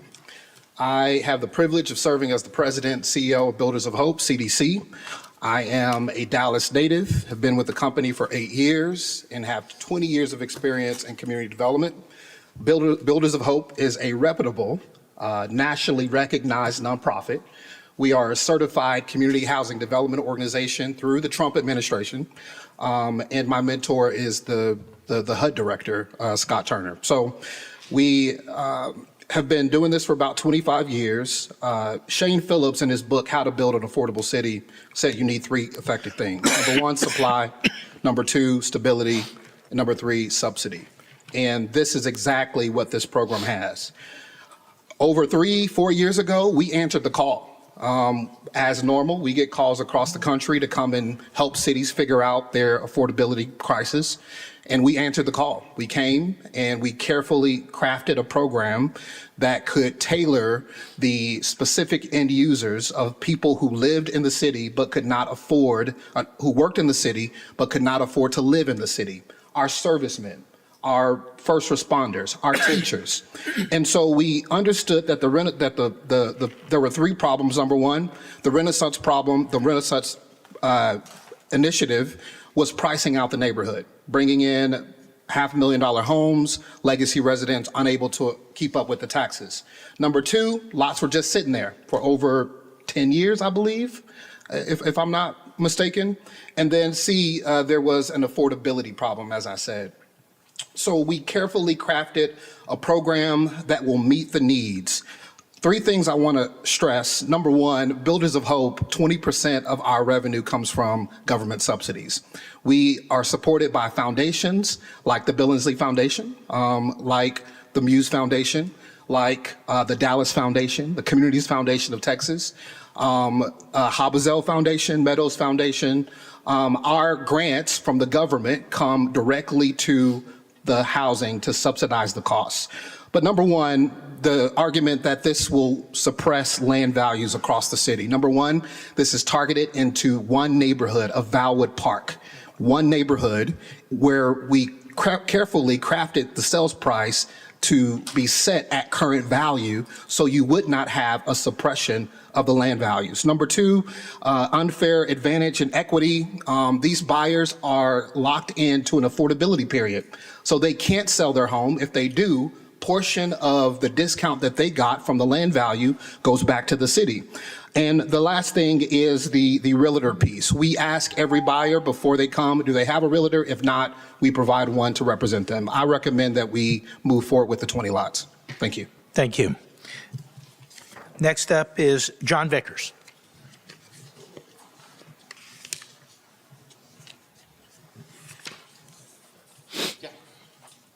John Vickers, 2965 Randy Lane. Sent you guys a email. Hopefully you read it and studied it. Just want to say, everybody's saying that, they're not for this as far as giving out taxpayer money to one single individual. My kids took advantage of a program. They didn't have the down payment, so there's a down payment assistance program that the Dallas County has in certain neighborhoods, and I'm sure this neighborhood qualifies for it because my kids are on Ermine and they qualified for it. Second of all, I think, you are setting these prices at comparable rates. This is what these houses are selling for in this neighborhood, $330,000 to $340,000 or $350,000.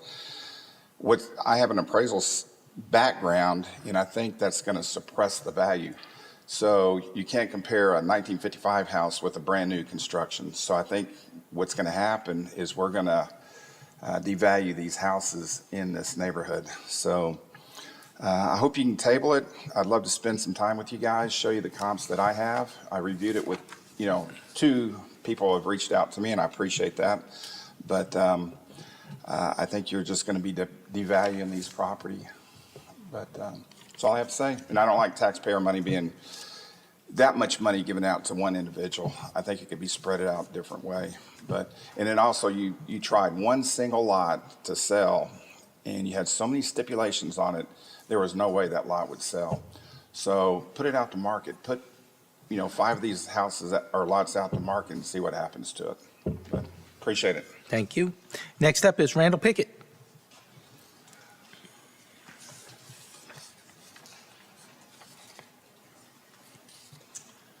My name's Randall Pickett, 14522 Southern Pines Drive. Good evening, Mr. Mayor and distinguished city council members. Thank you for your service to the city and Farmers Branch and its residents. Not only have I lived in Farmers Branch for 5 years, I also have the privilege of working in Farmers Branch at the International Plaza buildings on the eastern edge of the city. I'm grateful the city is committed to improving the safety of all Farmers Branch citizens through expanded law enforcement and the continual investment in infrastructure and parts that have made Farmers Branch a great place to live.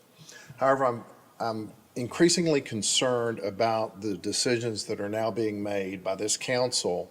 Specifically, as I understand, the city council has considered selling 22 lots to a single builder at a deeply discounted prices and once again expanding the park system in the city. I believe at this juncture, the city must ask itself what type of city investments will benefit the city and its residents long-term. The primary role of any government entity is somewhat basic: to provide essential city services efficiently and at the lowest cost possible and to enforce the laws, codes, and ordinances of the city. Farmers Branch does not have a large geographical or economic footprint compared to Dallas, Carrollton, Plano, or some of the other surrounding cities in the Metroplex. This limited footprint means that our property tax rates are much higher than surrounding suburbs. We cannot be everything to everybody. unless taxpayer dollars are used to increase the tax base and result in greater future revenues for the city, or to improve vital infrastructure such as roads, water delivery systems, police and fire, I believe everything must be evaluated using a cost-benefit analysis. Selling 22 residential lots to a single builder at significantly below cost and current market value is therefore by costing the city millions of dollars and simply does not make sense for the city's long-term benefit, its taxpayers and the surrounding property holders. I'm not implying that Metroplex does not need more equitable housing solution. However, there are much bigger and better financed entities to make such investments versus the city of Farmers Branch. I believe the city should be seeking to upgrade our current neighborhoods for an economic benefit to the property owners and the city's tax base, not providing subsidized housing that will cost its taxpayers millions of dollars in foregone revenue. Again, what type of city do we want to be? We have limited resources. Let's focus on improving areas as was referred to as Farmers Branch downtown at the intersection of Valley View and Josie, and look to use funds for gentrification of the city as a whole, not select pockets that will have limited and potentially negative financial impacts to the city and its residents. Thank you very much. Thank you. Next up is Rob Wands.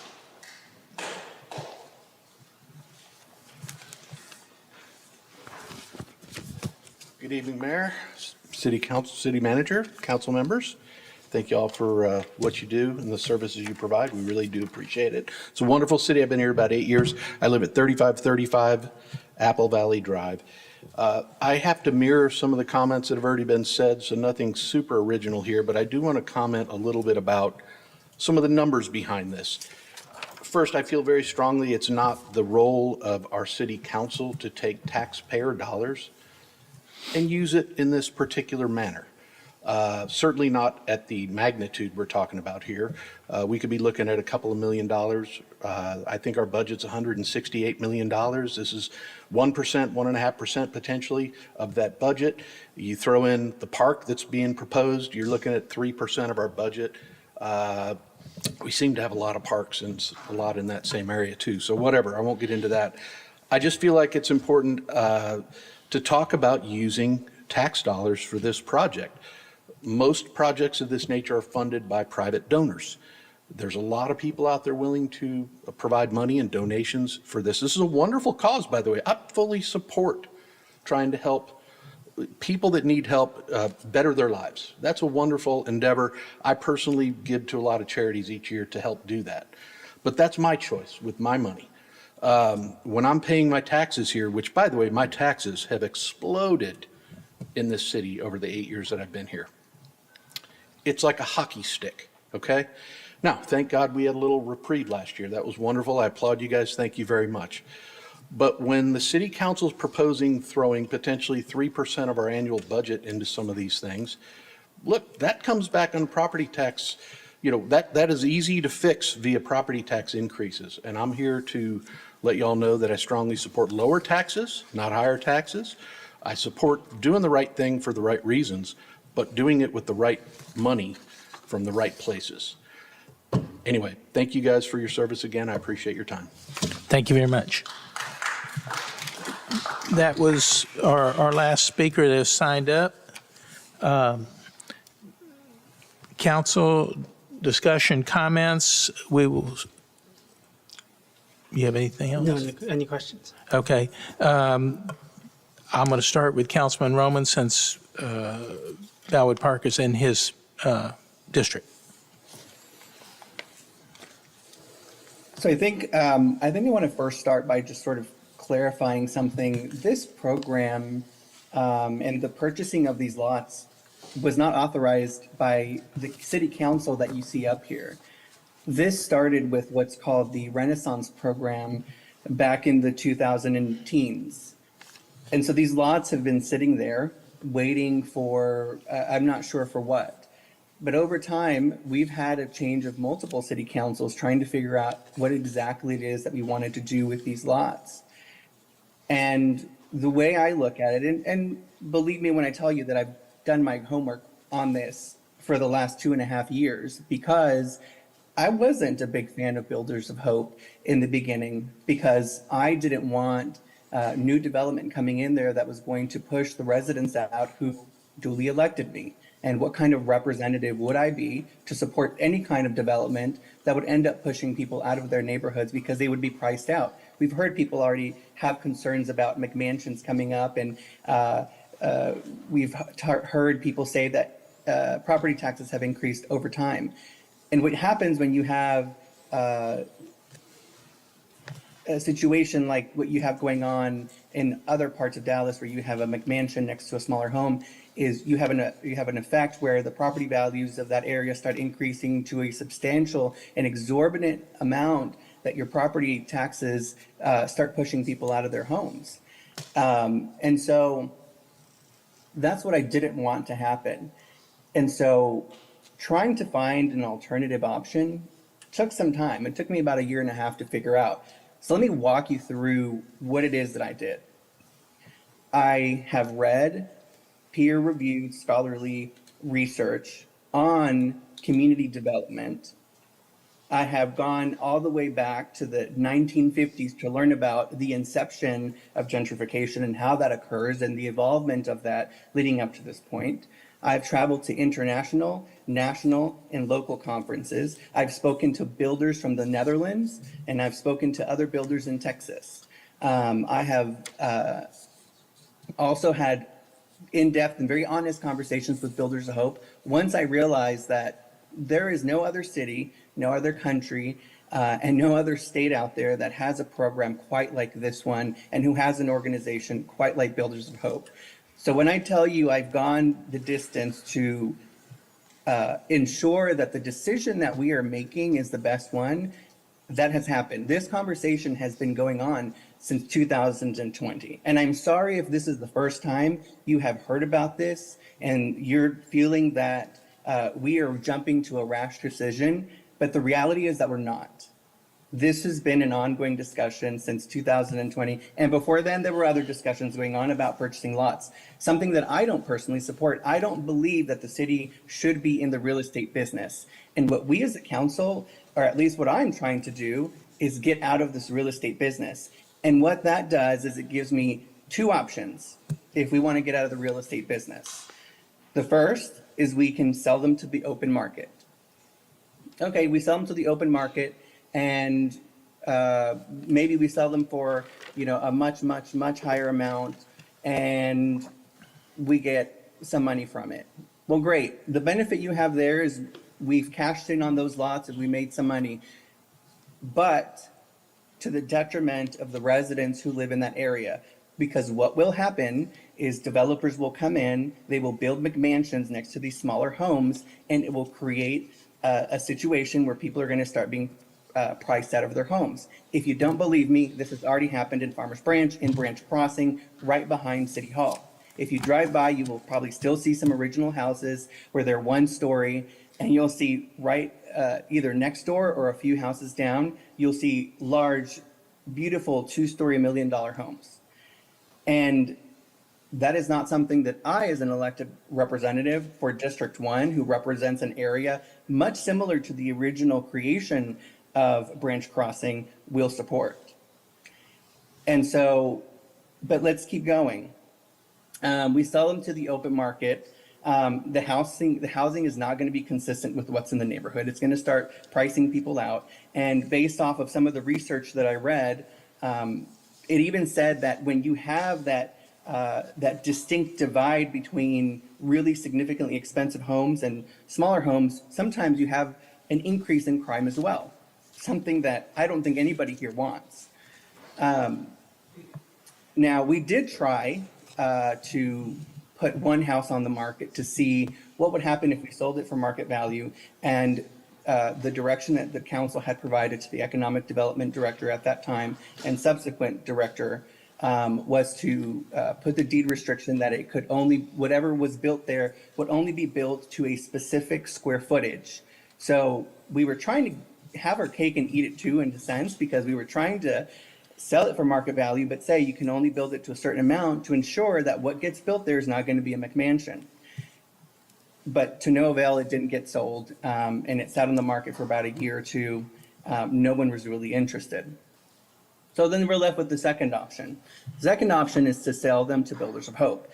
We have a relationship with Builders of Hope. We have talked to Builders of Hope. I and other members of the council have met with their board of directors, their board president. We have toured homes here in Farmers Branch. We have toured homes in Dallas to see what the original or what their original builds look like. Because what is in Farmers Branch was a product of heavy involvement from staff. So we wanted to see, what does your core look like? And let me tell you what, I walked up into those homes, and I think that the same reaction was shared among the council who was with me at that time. They said, this is Farmers Branch. This home looks exactly like Farmers Branch, and this is exactly what we were trying to do. We were trying to build something that was consistent to with the other builds in the community. So they checked that box. And the other thing that's really neat about this is we have provided very clear instructions to Builders of Hope of the type of homeowners that we'd like. We would like homeowners who, like James Armstrong just said, are service members, who are teachers, who are police officers, who maybe work for our city but just can't afford a home here. What kind of success story would we be able to tell if we said, one of our officers, one of our very own who keeps our community safe, and right now maybe they travel all the way to Denton because that's what they can afford to, wherever they can afford to live. Now they just drive 5 minutes to their home. That's such a success story that I'd like to be able to tell. It's also for people who either live in the city already or live in that area specifically, or who have strong ties here. Maybe you were born and raised here and your family is still here, and over time you had to move somewhere else. And we've had 2 individuals already come up here who purchased one of their homes. And one of them who didn't mention, their family lives here. And now when they visit their family, they're all in the same city. And so to me, that's a success story, to be able to keep families together and be able to provide an opportunity to somebody who wouldn't otherwise have it. Now, I know I've heard a lot of discussions about the money and the money being the problem. I just want to be really transparent with you about the decisions that we've made as a council. I mean, we have sold lots. For instance, one recently we've sold to a developer for more than a 70% discount, but I didn't hear any complaints from anybody about that. Then through the demo rebuild program, we have given away approximately, well, the city council has authorized giving away approximately $0.2 million in incentives, and most of it ended up going to the Brookhaven neighborhood. And I didn't hear any complaints about that. So I'm left with the question of what else is there to discuss? And I'm not sure where the issue actually is stemming from, because we've addressed a myriad of the issues that have been brought up today.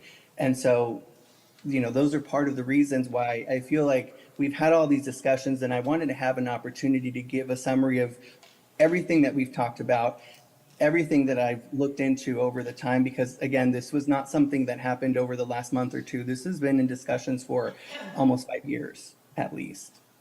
And that's all I have to say for now. I might have other commentary later, but that's it for now. Councilwoman Bennett.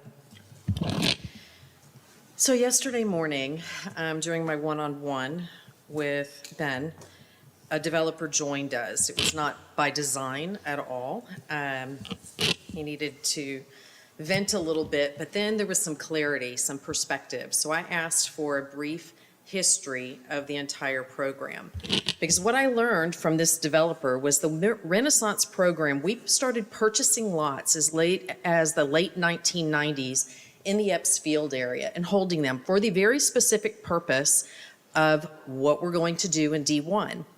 So we purchased these lots at fair market value, and we sold them very deeply discounted with no tax abatements and no grant money to the developers to build. Started with 7 lots, and then it went on. This continued until the downturn in 2008, and we still had lots that we had purchased at fair market value. So we held these lots continually, and the demand was weak, so what do? You do nothing. You do absolutely nothing. So the program challenges started in 2010 to 20. Over time, the program proved to deliver inconsistent results. And I'm reading from the list, sorry guys, but you need to hear how the program came to be. Perspective is 90% of the issue here. So, we have these lots, what are we gonna do with them? We tried putting them on the open market. Yes, I know. We were trying to see what an overlay would look like. It didn't work. It just didn't work. The grant money, they're going to be valued at over $500,000. But as we moved forward, we also added another program called Demo Rebuild, which was a great success. But as you've heard from Councilman Roman, that's taxpayer dollars as well. Just because it isn't tangible to you in the moment, when we give $10,000 to $30,000 per lot to a developer to tear it down, that is taxpayer dollars.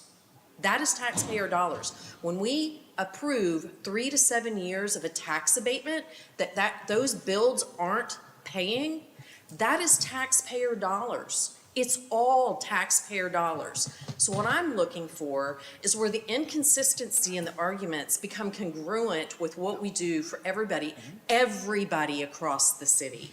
That's what I'm looking for. So we're gonna give them, Councilman Roman knows, I do not want their lots in my district included in this program. James knows that. I've made it perfectly clear. Why do I not want them included in this program? My district has already shifted and turned. The ship has sailed. Let it sail. Let it go. I'm not going to stop that from happening. But we turned dirt in Epps Field to help that turn and help that area and Branch Crossing begin to grow. It's the exact same thing with less money to get there in District 1. The exact same thing. And honestly, we should never have been in this moment to have to make this decision. That was a prior council, a prior lifetime, but we have to fix it, or we as taxpayers continue to pay the price for it. And I will tell you that they were given directive, staff was given directive in 2023 to sell all of the lots. That was Martin Baird, myself, and David Merritt. Here we are.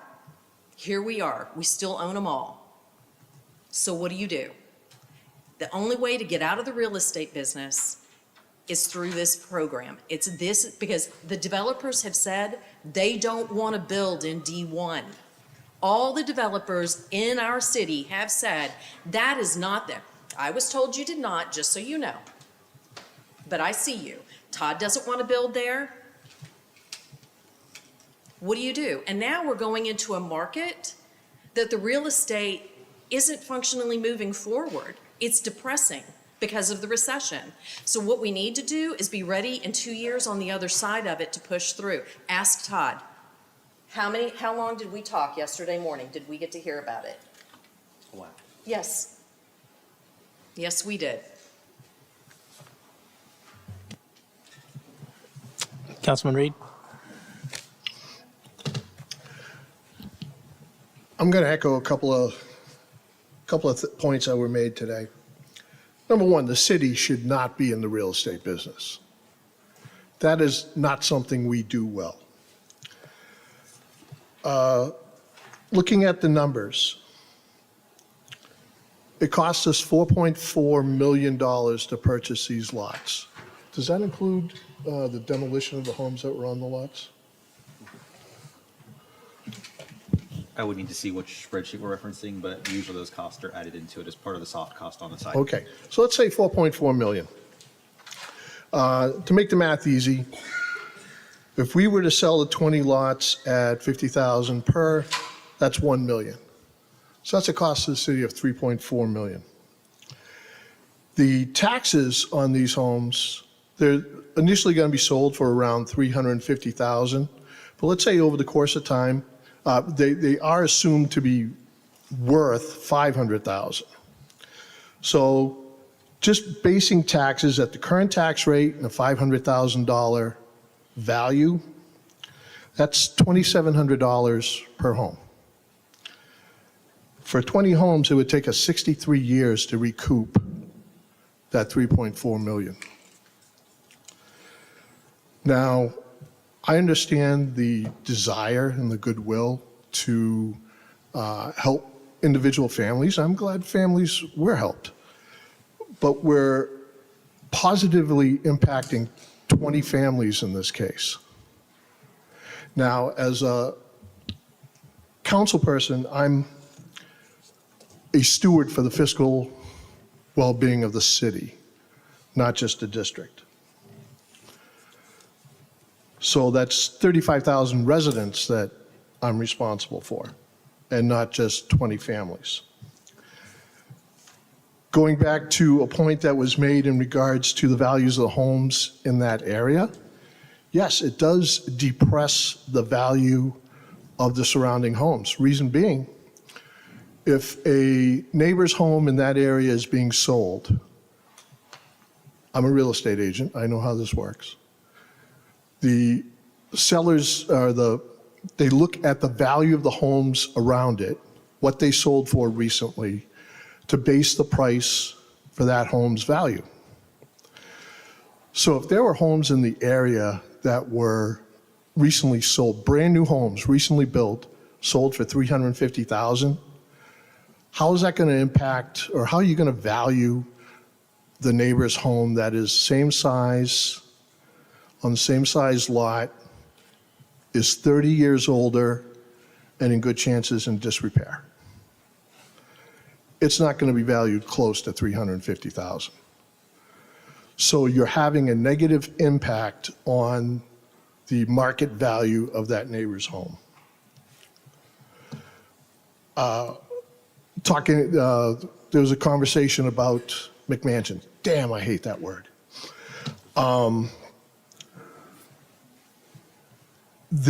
Currently there's what, 3, I think, larger homes in that area. That's because the market does not support the building of those large homes in that area. As a matter of fact, if you were to put a home that cost, $1.5 million in that neighborhood, the market value of that home would be depressed, because someone doesn't want to spend $2 million in an area that's surrounded by $300,000 homes. That's the way the market works. But if we were able to sell the lots, $150,000 a lot, if not more, without major restrictions on them, moderate homes are built in there, which would help increase the value of the neighboring homes. It would have a very positive impact. Now, and I understand property taxes have gone up. The reason why property taxes have gone up is because home values have gone up. Over the last 5 years, 6 years, they've almost doubled, which is not a bad thing. I'm happy when I look at the equity of my home that I bought 4 years ago. Okay? So if you're looking at market value of a home, would they rather, if the value of one of those neighboring homes goes up $50,000, that is a $540 increase in their annual taxes. But it's an increase of $50,000 in their net worth. I'd trade $50,000 for $540 any day of the week. Talking about the other programs, demo rebuild. Yeah, I understand that's city funded. And if you've attended any of these other meetings, you've seen that that's a topic that we're looking to revisit. We're looking to reduce the city's cost on on that program. And some of it was brought up specifically, a lot that was sold for a 70% discount. The return on that the city is getting in regards to potential property tax revenue outweighs the cost reduction, not to mention the increase in infrastructure. So it's not that we're giving that money away. There is a long-term benefit to it. So I know I've spoken a lot and I apologize, but other than helping those 20 families, there isn't a long-term benefit to the city for this sale. That's all I have. Thank you very much. Councilwoman Villafranca. Thank you so much. Before I begin, I want to tell you what this program is not. It is not DEI. It is not Section 8. And it is not a Hispanic program. We have been doing this all over the city, as Councilwoman Tina Bennett Burton indicated. This started years ago, before any of us ever even thought about being on council, probably. So this is what it is not. I am having a really difficult time with the disconnect. We're going to be probably spending about $2 million on this. We've been sitting on this land for years, I would say more than a decade in most cases, not receiving any kind of revenue, any kind of tax, any kind of anything, just sitting there. What I don't understand is how we can justify the demo rebuild program, of which we have spent over $4 million on. And although it is open to every resident in the city, the majority of people that have taken advantage of it are from District 5, from the Brookhaven community. We give them $10,000 to tear down their house, in addition to a bunch of tax rebates, and nobody has batted an eye. And we're talking about $2 million, number one, to provide attainable housing. And all of these people that talk about, well, you're only going to help 20 people. It reminds me of a story that I read once about this little kid throwing all of these starfish that had washed up on shore. And he's throwing all the starfish in the ocean. And someone says, what are you doing? You're wasting your time. You can't save all these starfish. And the little kid says, I know, but I saved this one. Anyway, I just want to tell you that Builders of Hope is a community development expert. They are not real estate agents. They're not even making a lot of money on this. They are here to help us to redevelop our communities without buying people out, but to allow people to continue to live in their communities. I really appreciated receiving a call from John Vickers last night, and I appreciated listening to him and his concerns. I sense that many of you have received the same email, because I'm hearing the same talking points. I just want to point out that Builders of Hope has been here for years. This is not new. They built 5 homes, Porches at Valwood Park, correct me if I'm mistaken. Porches at Valwood Park, they built 5 homes. They were a huge success, and they did not disrupt local values or overall market. And that is the proof that this is not going to disrupt anything that we're doing. And I understand the hustle, and I understand everybody's passion, but we need to really believe in this system. Like, we have done our research, we have done our homework. We are not taking this lightly. We have one chance to get it right. This is really important. I personally vote for things that are against my own personal benefit, because I have to see the greater good. And the city does forfeit potential revenue from selling the land below market value, but in return, we will be getting growth. The community will be growing, just as it did, behind City Hall, on Epps Field, and the same thing is going to start to happen. We want to be able to create attainable housing. This is not Section 8. This is not a Hispanic program. This is not DEI. We want to be able to allow service people, single parents, first responders, teachers, professionals, paraprofessionals to live in the city that they work. Many of these people are going up to Salina, as you mentioned, up to Prosper, and driving an hour and a half, 2 hours each way to work because they can't afford to live here. We need to start somewhere. We need to start at least saving some of the starfish, and it'll create a chain reaction. I just want to make sure that everybody understands that the demo rebuild program is also from our tax dollars. We are giving away $10,000 to families, most families that could take it or leave it, that probably don't even need the $10,000, although we can always use $10,000 for something. This is an important thing for all of us to remember. We were working on this, I've already mentioned it, for more than 2 years. This is not something new. Tabling it, the messaging that you are getting, I don't know where the messaging is coming from, and I know that everybody's well-intended. Even on social media, a quote that said, "That's all supposition on the quality of residents that would benefit, while the city and the residents take a loss." What are we talking about? The quality of residents? We're all residents. We all have dignity, and we all belong in this community. Some of us, our parents have lived here, our grandparents live here. I mean, Jose, it was so compelling. Daniel, so compelling, like they are recipients of these homes.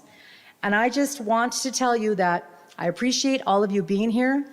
I thank John Vickers for his perspective. I thank my fellow council members for all of the research and all of the work they've done. We have one chance to get this right. And I know in my heart that we are doing the right thing. We need to get out of the real estate business. Thank you. Councilman Neal. Thank you, Mayor. I would concur with my fellow colleagues up here that the city of Farmers Branch needs to get out of this residential real estate business. The question becomes, how do we do that and be good stewards of our tax dollars that we've been given? Builders of Hope, they do build some quality homes. I visited those residences there down in West Dallas area. Very nice, quite appropriate, and they would will likely fit well here in Farmers Branch. But as I do a little research, as I go back and look, all this sort of to get kicked off back in 1999, where there was a program to start buying distressed properties in hopes of reselling them. Then again in 2017, there was a bond put forth by the residents for $4 million to facilitate economic development programs. But as I read through both of those times from 1999 and 2017, nowhere in there do I see it say sell properties at a discount. Now, I'm not against helping those maybe a little bit less fortunate or need to obtain some attainable housing, but the question becomes at what level and to what degree?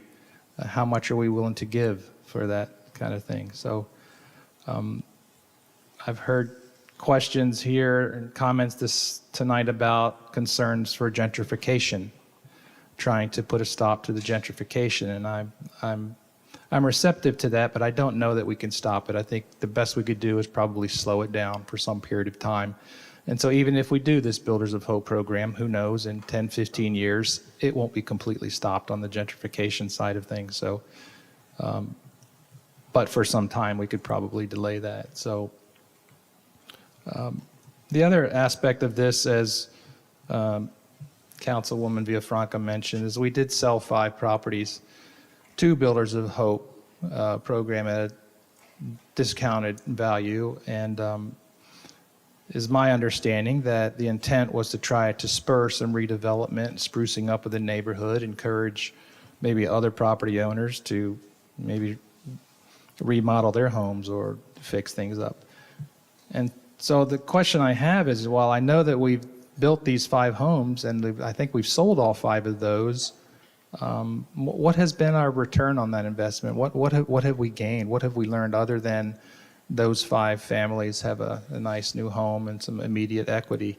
I don't know if it's causing the intended purpose of redeveloping that area or spurring others to spruce up their house, so to speak. I don't know that we have those answers just yet. Do we have any additional remodel permits in the area where somebody's remodeling their homes as we're trying to encourage some better types of neighborhoods? And maybe I missed it here. Maybe that was not the intent to revitalize the area, but it's my understanding that it was. So I don't know, as I sit here, I don't know that would be a good steward of the tax dollars by submitting the $2 to $4 million worth of tax money towards this program. And I've heard that the demo rebuild program has taken a lot of shots here tonight, but I would like to add that the demo rebuild program has been an extremely successful program. And District 5 is, you can drive through District 5 and see how successful that has been with the increased real estate values of those homes and the taxes that they're going to be paying. So that program, although maybe 4.2 million, but that's over 11 years, which is about $381,000 per year, not 2.2 to 3.5 million here. So in my view, I just can't bring myself to sell all these 20 lots for this amount of discount, not knowing what the ROI has been. So I would propose that we consider either putting them all on the open market, do the best we can, or putting a delay on this until we can obtain more objectives on the return on investments, the community. And that's all I have right now, Mayor. I may have a few more questions or comments as we circle back through. Thank you very much.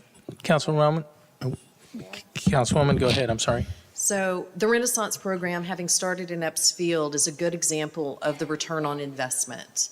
If you drive that neighborhood now, yes, there are small houses over there, and I know that Councilman Roman doesn't want to hear this, and Elizabeth, I love you. I know you don't want to hear this, but by doing this, the ship sails because they're new builds. The ship sails. And within 3 years, because those taxes will go up 10% every year, there's just no controlling it at that point. We need to get out of the real estate business, but I want you guys to be realistic about the expectation. You're revitalizing the neighborhood, and other builders will then want to come in. They just need to realize we're not expanding that infrastructure. Those roads aren't getting wider, so they can't build huge homes on there. There's nowhere to put them with the cars, but we are revitalizing that area. It's just like the Epps Field, the Branch Crossing area. Go ahead, Councilman. I've also heard it mentioned a couple of times, yeah, we can provide these homes for city employees, first responders, what have you. Actually, city employees and first responders cannot take advantage of this program because it's a city-funded program. So the charter doesn't allow for it. So therefore, first responders and whatever cannot purchase these homes. They just can't be ours. First responders in Dallas or Coppell or another city can. Yes. Yeah, they're not ours. Not our employee. It's our employees can't. Right, that's why, I'm sorry, to be more specific, our employees cannot. So our first responders, and the whole thing is, why should we spend money to support employees of different cities? If we're going to spend money, let's support our folks. Forget Okay. about the first responders and all the others. What about single mothers? What about our veterans? I mean, what about our veterans that we claim to love so much? Let's give them some attainable housing. Forget about the employees, forget about the first responders. I'm just making points here. I have the mic, thank you. Yes. Secondly, yes, demo rebuild has been a great program. We're looking to dial it down a little bit. However, there is a long-term benefit to it. Once those homes are built, you build $1.5 million, $2 million home. Yes, there's a tax abatement for a short period of time, but the taxes that were originally paid, maybe it was a $300,000, $400,000 home, okay, that tax value continues. So during that abatement period, we'll say it's 4 years, the property owner is still paying taxes based on that $400,000 original value. It's not that they're not paying property taxes. It stays at that level for, in this example, 4 years.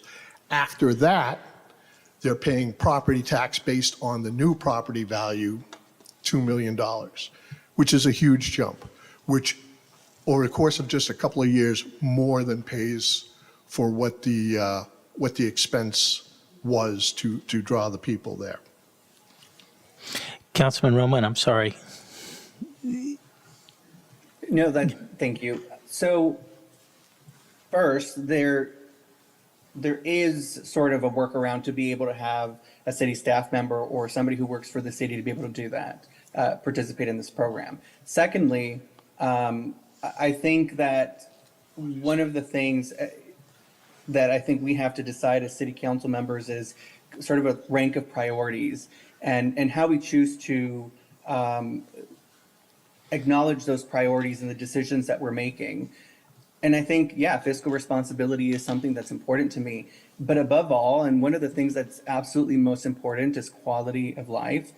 And so for me, the quality of life is going to be impacted pretty negatively if we choose to sell things in the open market.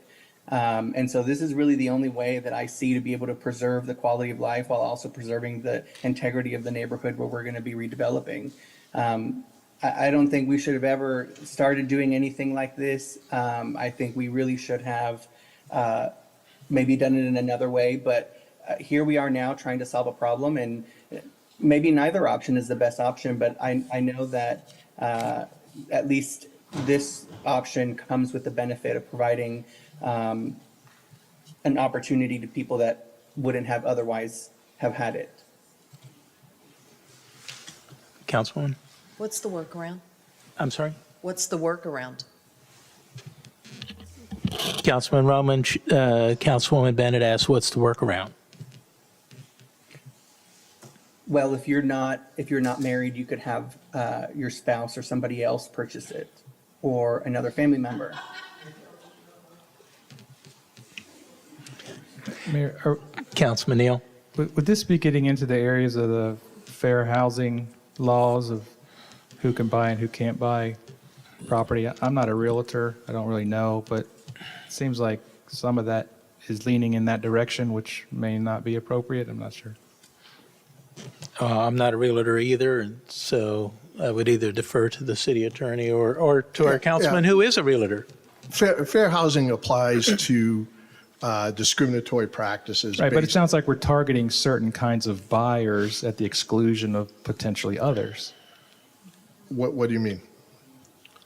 What we're saying is our employees, first responders, city employees, what have you, themselves, my understanding based on conversation with the city manager is that they cannot purchase these homes. That's the only thing we're saying. What he's talking about is a charter provision. So Section 9.02 talks about personal financial interest in contracts or sales to the city involving city employees, and a personal public interest, whether direct or indirect, in any contract with or sale to the city of land, materials, supplies, or otherwise. I just want to make sure we're not getting into any fair housing law issues.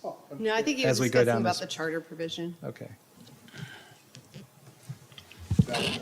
And I Councilwoman? agree with that, but my understanding, James, is that these 65 people that are on this wait list are directly related to Farmers Branch, correct?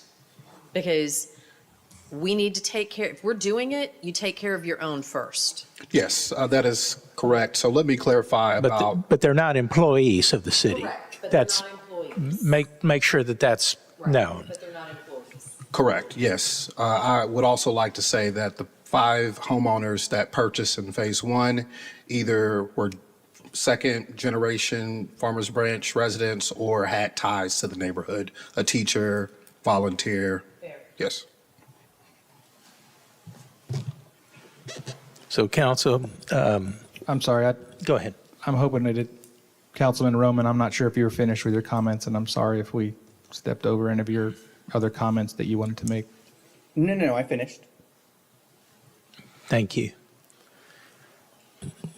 Council, what would you like to do? I know nobody really wants to sit here and listen to me. I'm not the one making the voting decision on this, so this is in your hands. I'd just like to add one other thing, and that is we have discussed about an overlay. I know there's a concern here about the building of McMansions in the community, but I think this overlay might help dissuade some of that concern. Maybe not totally, but it would probably help in that. And I'd be in favor of trying to assemble a committee or group or put these out on the open market and try and get these sold as soon as quick possibly. And if Builders of Hope would like to bid on them, then that would be fine. And that's kind of my perspective on it. Okay. So with, my understanding is for this agenda, for this item, it's to sell all the lots to Builders of Hope. That is what is on the agenda as this item is written. Council Okay. can vote Can I make a to motion? not, hold on. Council can vote not to do that. They can vote if the motion does not pass, then the item will get probably brought back up at another point in time, which gives the council time to think of options or come up with other options other than what is listed on this screen. So, And just a quick clarification. So what it actually, you are voting on right now is for the city to sell these lots or transfer these lots to your local government corporation, and then they would in turn resell them to Builders of Hope. And in the resolution itself, it lays out specifically how those would be sold to them. That's the chart that he has here, this discussion of these different options. But that's what this resolution is. Okay. So at this time, Mr. Mayor, I'd like to make a motion that we not approve item R2025-153. I'll second the motion. we have a motion, a second, to not approve item L2. If you would, please. Just make sure you all are voting the right way since we're voting to not approve. An aye vote would be to not approve. A nay vote would be against not approving.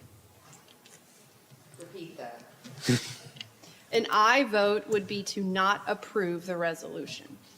As he said, to decline it, though. Correct. So it's a double negative. Correct. So nay. Nay. No, let's get. And we have one thumb down. So Clarification. The motion was to not approve the resolution. If you vote aye, you are saying, I do not approve the resolution. If you vote nay, you are saying no to not approving the resolution. You're not necessarily saying, I'm approving it, it's just that you're saying no to not approving it because of how the motion was made. I would like to make a motion. well, you can't, hold on, we have a motion on the floor right now, We have a so, motion on the floor. Is everybody good with their vote? and I can't see. Oh, I'm sorry, I put that for the mayor, that should be a no vote. I did that on accident. Do we have the vote? We can't see it. Can you show me that again? The motion did not pass, 3-2. Okay. Mayor, I make a motion to approve. Hold on just a moment. So the motion that was made did not pass 3-2. So now, is there? Mayor, I make a motion to approve resolution number 2025-153 with the amendment that 2 lots from District 2 are not sold. 3. The remaining are. 3. District 3. No, there's Three, 3 yeah. lots on Parkside that are in District 2. No, one of them's already been promised. Could you Tina. please restate your motion? Yeah. Yeah. I make a motion to approve resolution number 2025-153 with the amendment of 2 of the lots being sold to the open market and the remaining to be transferred as presented. I second. And with the amendment that we would go with option 2. You can't make that amendment. Oh, yeah. You have to, if you're going to second his motion, it's as presented. Otherwise, you'd have to move to amend his motion.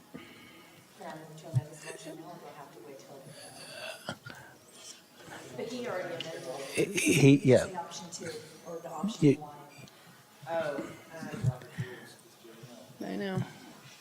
I'm with option 3. Okay, again, the motion on the table from Councilmember Roman is to accept the resolution as presented with the amendment that 2 of the lots not be given to Builders Hope, but be sold on the open market. Is that correct? Was that 2 of the lots or 3? There should be 3, but evidently one of them has been committed to the housing, and it's not to Builders of Hope. Then- Councilmember Roman, this is your motion. That's correct. Okay, we have a motion on the floor. Is there a second or a motion to amend? I make a motion to amend. And my motion is that we go with option 2. We were given 4 options for the cost, and I would like to go with option 2. No, they would all be part of the cost. So we would just have to give minimum of 4 of option 1, 2, and 3. So that we would give them options. I want I to jump in think and what add some the- clarification on this one. So on this one, these were, when we were asked to bring this back, it was with different pricing structures that showed different prices that we would sell for as the city, or move them to the local government corporation and instruct them to sell, and then also put the price that Builders of Hope would sell these properties as they were completed. Option 4 is very important because we're having to fold in the Dallas County Housing Program and acknowledge that some of these lots potentially will move. We don't know how many yet because they all haven't been allocated. And so it's balancing 2 programs that are using our lots. So this was to say that in this one, this accounted for some flexibility with moving the lots based on what may happen based on the Dallas County program as well. So Dallas County program may need up to 4 lots. It may not, based on that other program. If it doesn't, this provides the flexibility between Builders of Hope and the local government corporation to price the remaining lots. So it prevents us from this conversation repeating itself 3 and 4 times. It's meant to be very flexible. The one way of considering the motion as it's being made through is Jose is working as hard as he can to see if there's a way to respect the 1 lot that was outside of District 1 that became part of the housing program. He's still working on that communication if it can happen, but to give flexibility in case it comes back available. So it would be up to 3. And again, I know this gets complicated on the motioning, but that would give the most flexibility to respect the majority of council's wishes as we're hearing it and desires for the lots as they are there. Does that make sense So for upon that everyone? clarification, do you want to withdraw your motion or move forward? I'd like to withdraw my motion. Thank you. I have a question. Does that mean the local government corporation sets the pricing on them?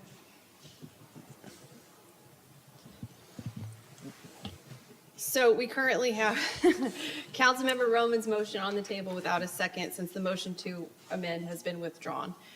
So we can either let the motion sit on the table for further discussion, or we can move forward with the motion at this point. I second the motion. At this point, Mayor, we could Wait. either take a vote or you could ask for further discussion. I'll ask if there's further, we have a motion and a second, but I'll ask if there's any further discussion. I have a Does the LGC set the pricing at that point? So the way the resolution currently is written is that the city manager is authorized to negotiate and sign contracts and any other documents to sell to the LGC for the purpose of resale to the Builders of Hope. There is, other than option 1 is the sales price. I guess if you're asking which lots and which price, that is being left up to the LGC and the city manager. And Tina, did you say, did you want, I think Ben had mentioned a great point of making the motion with the modification that we add language to say at a minimum of 2, but up to 3? Because I'm happy to Yes. withdraw my motion. Okay. Okay. So Nicole, can I go ahead and withdraw my motion and restate it? You can't, we have a second. Yeah, we have a motion and a second already, so we need to vote on that. And I guess what I'm hearing from you, you want everybody to vote no against Yeah. your so that motion. I can go ahead and restate it in different terms. Okay, so please vote no. Indicate your vote accordingly. Okay, motion fails. Now, Okay. I'd like to make a motion to approve resolution number 2025-153 as presented, but with the modification that we sell at a minimum of 2 lots, but a maximum of 3 lots in District 2 in the open market.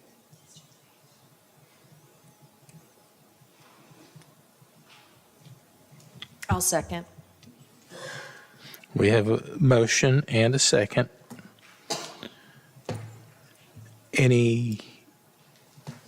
Everybody square? Please indicate your vote accordingly.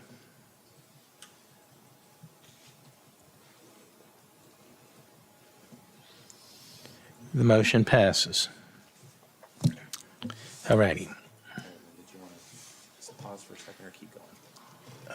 Do we need to pause? I'm just going to try and dismiss some of my staff and get them. Oh, okay. At this point, can we take like a 5 to 7 minute break to allow for some staff items real quick, and then we'll be right back, so sit tight.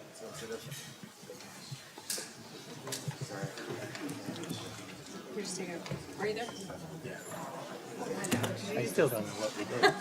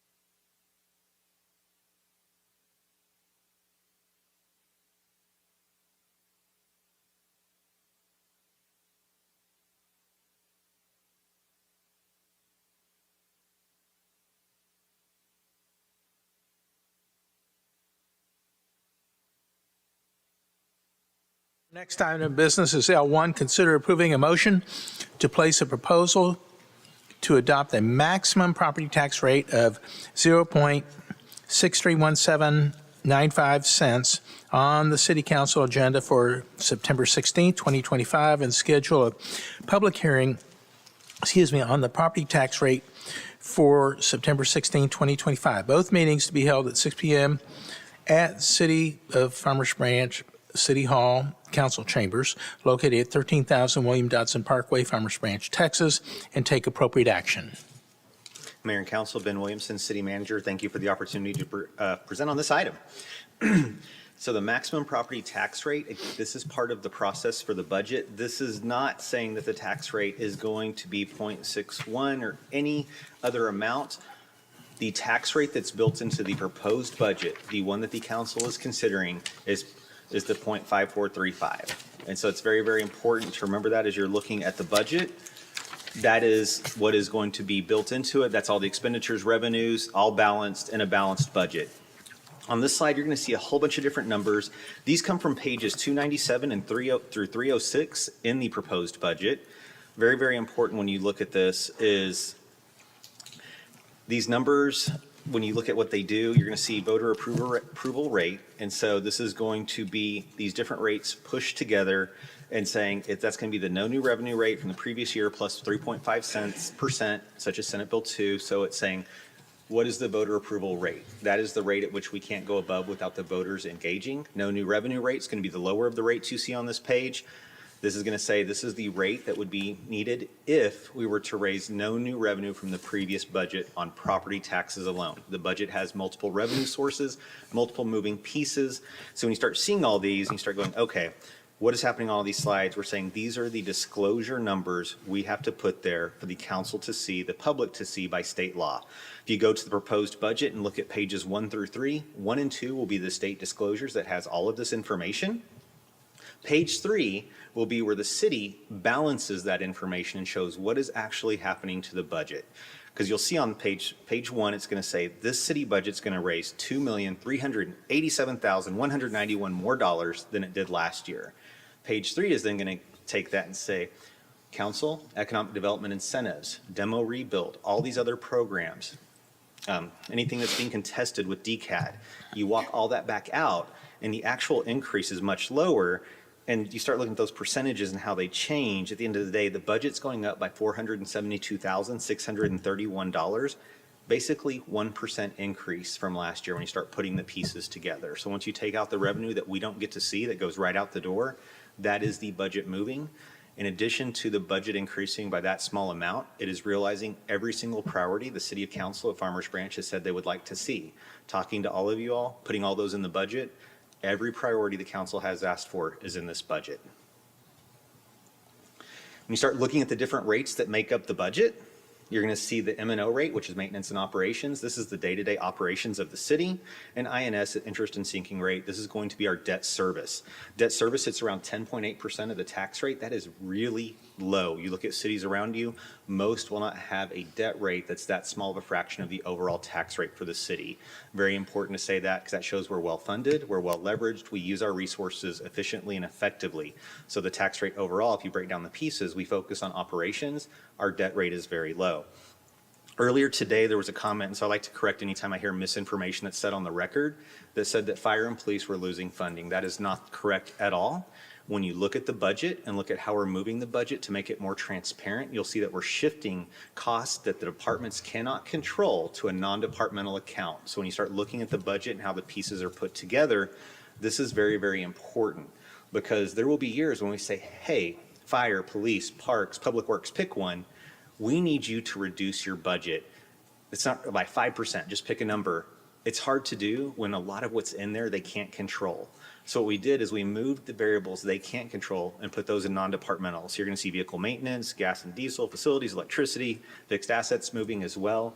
It's making it easier to show what the departments cost the city routinely without those spikes. We talked about how much a fire truck cost. When those are $2.3 million, That spikes the fire department's budget if it's sitting in the fire department's budget. So instead, it sits in another account to where we control all the different vehicles in one place. It also makes it easier to move things up in priority should something happen, should something get into a wreck, should something be totaled. Accidents do happen. It allows us to shift priorities and focus on our replacement schedule. Again, we're catching up in less than 4 years, so it is coming. Before we get too far down the road on this one as well, that is going to be the motion that is there. It's a unique kind of motion. So just to be clear, this budget was not built on the maximum tax rate. This budget was built, this flexibility on this motion here says to the community, this is the maximum allowable tax rate based on the truth and taxation documents. Again, exciting read, page 297 of 306 of the 316-page budget. But it's very important to know where those numbers came from. If you start walking backwards and saying, where do all these numbers appear? Are they in the budget? Every single one of these numbers is in the truth and taxation document. If you see little check marks next to them, that's where we were validating those numbers to make sure they were accurate and reflective of what the actual budget is doing. With this motion, the council is setting a maximum that will be considered with 2 public hearings as part of the budget process. So we will have 2 public hearings plus all of the budget ordinances on the September meeting. So you'll have the first meeting in September, again, the first public hearing, then you'll have a tax rate public hearing at the second meeting in September, and again, the ordinances to approve the budget. You approve the budget, then you approve the tax rate. We've done this multiple times, lots of cumbersome, but this is one of the more awkward ones because of this motion. It is a different type of motion because it's the maximum on there, and it's a record vote, so it's District 1, District 2, down the line to make sure it's a public record. So from a mayor and council, talked about the different budgets. One other thing to correct as well, it was mentioned that our neighbor to the north has a great budget, City of Carrollton, that they're decreasing their tax rate again. If you go and look at their proposed budget that is sitting on their city's website, they are keeping their tax rate flat just like we are as well. So just like to clarify any misinformation that may have been said tonight with facts, if you go to the Carrollton website, their budget's proposed. Their tax rate is flat this year compared to last year as proposed. So Mayor and Council, any questions? Very, very good, Ben. Thank you so much. Council, any questions? Councilwoman, Councilman? Councilwoman Bay Frank? Appreciate you so much, Ben. Honestly, you make everything, difficult things easy to understand. I really appreciate that. Councilman Neal? Just an extra comment regarding Carrollton, Texas. Excluding this year, they have reduced their property tax rate for 11 years in a row. That is correct. Okay. Councilman Roman? No questions. Okay. This item is marked for action, so Mayor, I make a motion to approve considering the adoption of a maximum property tax rate of 0.631795 on the City Council agenda of September 16th, 2025, and schedule a public hearing on the property tax rates for September 16, 2025. Both meetings will be held at 6 p.m. at the City of Farmers Branch City Hall Council Chambers at 13,000 William Dodson Parkway, Farmers Branch, Texas, 75234. thank you. Do we have a second? I second. Councilman Reed, second. Okay. We will take a roll call vote. Councilman Roman? Yes. Councilwoman Bennett? Yes. Councilman Reed? Yes. Councilwoman Villafranca? Yes. Councilman Neal? Aye. It means yes. Thank you. Good. Okay. Thank you very much. Motion passes. Next up is item L3, considering approving ordinance 3956, amending portions of the Appendix A fee schedules of the Code of Ordinances related to fees for water and wastewater rates under sections 86-276 and 86-277 respectively, and take appropriate action. Good evening, Mayor, council members. Ray Silva-Reyes, Director of Public Works. Thank you for the opportunity to present here before you the water and wastewater rates. This has been a discussion that we've had since May, and we're finally bringing it to a close, should you approve. So I'll kind of walk us back to what we've been discussing over the last couple months. One of the main components here of the water and wastewater system, the enterprise, it's a separate system that's meant to run as a business. Therefore, whatever revenues it brings in, we try to put it back into the water, wastewater system. It's built of three components to carry on this water, wastewater business.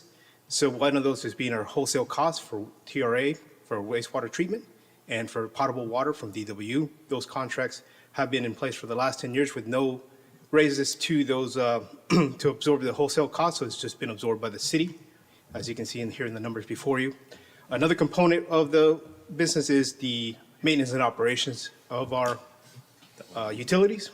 And the third is the CIP. You know, we have to maintain those projects, the pipelines and the infrastructures that support the pipelines, such as pump stations, lift stations, elevated storage tanks, ground storage tanks. So all this combined together is what brings us the utility enterprise. And again, as I stated, for both the DWU and TRA, we haven't raised any of our rates in the last 10 years. And in the projected future, they're still going to go up as well. So we don't see an end to that increases. So we have to prepare as we have aging infrastructure, we have facilities that we have to maintain in the ongoing operations of our utility. So that's one place where I would like to kind of focus on. We do have regulatory compliances for our utility, as I talked about the contracts, the wholesale contracts that we have to maintain, required by TCEQ. Again, I talked about the pump stations. We have two large pump stations here that help us distribute the water, the potable water, to our elevated storage tanks to make sure that they get to the homes where they're needed. And then also with the lift stations, we have some areas where the wastewater is usually dealt with gravity. In some areas, we can't get it there by gravity, so we have to pump it up via the lift stations and get it to where it needs to go to TRA. So that is one area that we have to maintain at all times. If the facilities themselves were to fail, we would be in some problems with TCEQ. And then on the flip side of that, you have the aging infrastructure. Some of these pipelines have been around for 50 plus years. So in balancing that out, we have to see how we keep our ongoing facilities going and the aging deterioration of pipelines that is what the Public Works Department has taken upon themselves to start updating and taking care of. And so we have that balance. And in the middle of that, we do have the surface infrastructure, the streets that we try to repair. Most of these, we do permanent trench repairs when we install or repair water lines or install new water lines and sewer lines. And so in the middle hangs the balance of the streets versus what we're trying to get done and versus what we need to get done by TCEQ. So again, here are some of the discussions we had about a month ago regarding the increases that we're going to propose over the next 5 years. These increases will be automatic until 2030. With the water side, we're looking at, for next year, 15% increase, 12, 12, 5, and 5. On the wastewater side, we're looking for 15, 12, 12, 15, and 10. And then the reason is the wastewater side the treatment of wastewater has been escalating. We haven't been able to keep up with that. And so therefore, that's why you have the discrepancy there between the water and the wastewater charges to make sure that we can get the wastewater side back in operational. One thing we're going to add to this is also removing the wastewater limits to our single-family residential. If you use more than 10,000 gallons, you wouldn't get charged any more water volume. So we're going to, one of the things we're going to implement is to make sure we charge for every 1,000 gallons that's being used. And the second thing is we're going to add is a 10% discount for seniors and disabled. And this will be applied automatically to the bill based on your DCAD reflections of what you have there. That will be automatic, and also based on the trash services that we did last year for the $5 fee, we'll look at those and make those automatic as well too. There's no need to kind of have people reapply again. So that's one thing we're looking to do internally and get that out. Let me go to the next one. This is something we're going to look to do internally and get this communication out to the public, letting them know what's coming. We're going to try to get it out in the utility bill, the city website, city newsletter, and social media. There's a lot to get done here. Should this be approved today, that we need to communicate to the residents. With that, I come to the end of the presentation, and I'll take any questions the council may have. Thank you very much. Councilwoman Bennett? Nope. Councilman Reed? Nope, we've discussed this so much, I think all questions have been answered. Okay, good. Councilwoman Villafranca? I've just received a few messages from residents that say, well, why can't the city continue to absorb the cost? And I think you've explained it well, in that the costs have gone up so much that we can't keep up, one. And two, I think it's great that we're thinking about giving all seniors and disabled a 10% discount. I don't really think all seniors necessarily need a 10% discount. I mean, we'll take it, but I think that there are, residents that are affluent that don't need 10% off. Councilman Neal? Just for some clarification, this is for water fee increases. Is there also going to be a sewage fee increase from that slide earlier? Or is Yes, it- it's both. We talked about the water and the wastewater side, both increasing over the next 5 years. So is it 15% plus whatever this wastewater percentage is? So yes, each section of the utility bill would be charged 15% for your potable water will increase by 15%, and then your wastewater treatment side would also increase by 15%. Okay, so if I were to add those two together, what would that percentage be for the next, say, the next year, 2026? Is that, Based on different amounts, sort of hard to. But they're so both- it's they're actually, both going it's up. going to be more than 15%. So the percent, Is it a total of 15% for all water, sewer, storm? yeah, so, Or, so for the wastewater, you're being charged for the volumetric and the increase. That's why they differ here. For the water side, you're being charged 15%. We were trying to keep it same as well for the wastewater, but we did have to adjust in 2029. I'm just trying to understand if it's going to be more than 15%, 12%, including of the storm, sewer. Ray, I'll help out on this one just to make so it's going to be two different rates that are both increasing by 15%. The net impact to the bill will still be 15% because both sides are going up by 15%. So if it was $60 and $40, your bill would be 115 instead of 100 based on this, even though the 40 will go up by 15%, which would be, $6, and then the 60 would be $9. So that would be, it's still a net impact and feeling of 15% since both rates are moving at the same amount. So consolidated together, the bill should be going up by right about 15%. Okay, and so as I read through this, it looks like over the next 5 years, it's a 49% increase on average, 10% per year for the next 5 years.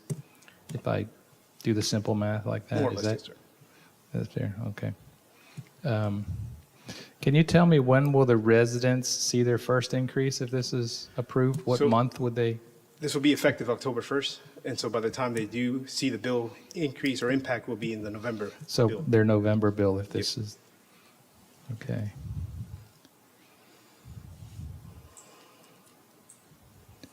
I'd just like to take a quick look at Exhibit A. I don't know if you have that handy there. I appreciate the opportunity to offer a discount to the senior citizens. I do not agree that we should be subdividing senior citizens based on class. I don't think we should be separating classes within a class of residents. I think we either should do it for all senior citizens or no senior citizens, just to be fair. And I think as I read through that exhibit, there's conditional exceptions regarding a senior, whether they get the discount or they not get the discount, the way I read that Exhibit A. So my understanding it'll be automatic if you have the senior exemption on the DCAT reflective of that, you'll have it automatic. If you don't have that, if you're renting or leasing, you do have the ability to come and apply and get the discount. So everybody will receive the same Okay, discount. so it's not going to be based on anybody's income or the value of their house Well, or anything like that, right? You're either yeah. senior there and you Well- live there and well, you get the discount. or you You're don't. right. It would apply to everybody, but there is the medium home income of 100, what did we say, 150? The home value 105%. needs to be so similar to other programs the city has implemented to help residents, this would align to the same one. So based on council feedback, it was to make sure there is a split between a senior living in a home that's worth $2 million versus a senior living in a home that's worth $250,000, that there would be a need difference in those. And so it was set at 105% of median market value in addition to the senior homestead exemption. So those are the two qualifiers for the discount. So the property value at 105% of the median property value in Farmers Branch, and then a senior as well. That's correct. Okay, so I'm not in favor of that. I think if you're a senior citizen, you either get it or you don't get it. I think that just adds a little too complexity and division of classes within a class. I don't care for that at all.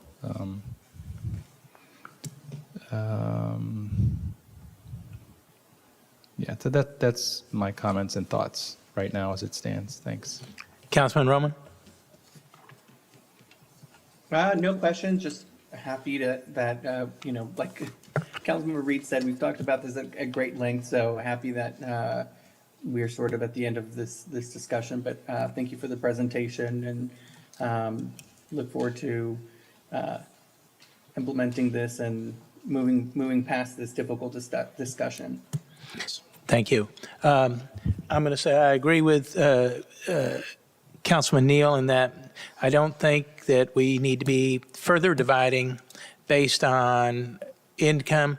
If you have a senior exemption and the desire is to provide a discount on the water rate to seniors, then so be it. But to base it on home value, and we have a lot of seniors, maybe a widower or widow or widower, that are living in a home that is valued over that 105% above the median, because the median is not that great, especially in Farmers Branch nowadays. And so now we're distinguishing based on home value, and to me, that's just as bad as distinguishing on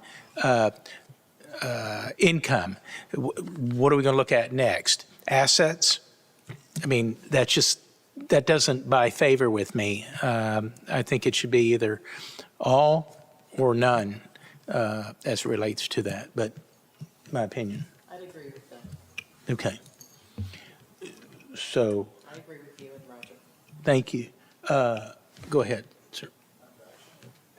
Just a point of clarification. So when you go to make a motion, just as you pointed out how Exhibit A actually reads, if you are going to want to remove that qualifier, just make sure that your motion is to adopt the ordinance as drafted with the amendment to Exhibit A to remove the qualifying language about the 105% median home value.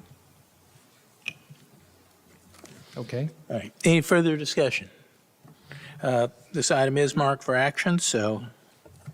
I do have, something. I agree that, I think initially where this discussion about seniors receiving the discount was born from was from, people who were going to be most impacted by the increase. And I think the only way to really tie it back to who has the most need would probably align with somebody whose home value is lesser than others. And so, I'm in favor of it, and I just want to make sure we have this discussion before a motion is made, just to see where we're all at. Okay. Councilwoman? Well, I agree with the mayor on this one. I struggle with, the house value or class, but you don't know what that person's moment is, where they are in their life. I mean, they can live in a $2 million home that they had retired in, and, spouse dies on a fixed income, and spouse dies. And, their Social Security, their other assets don't increase. They're on a fixed income.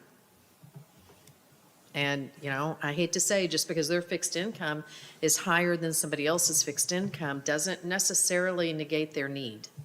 Thank you. You want to make a motion? Sure. Mayor, I move to approve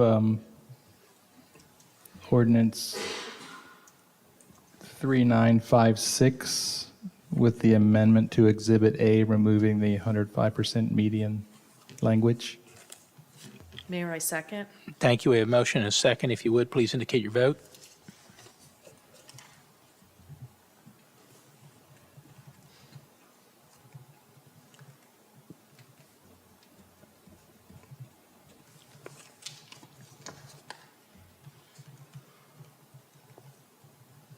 Mayor, I didn't see Councilman Roman's vote. Was he yea vote? I didn't see him. Councilman Roman? Can you see me? Yeah, no, now we can. We need your vote. Okay. No.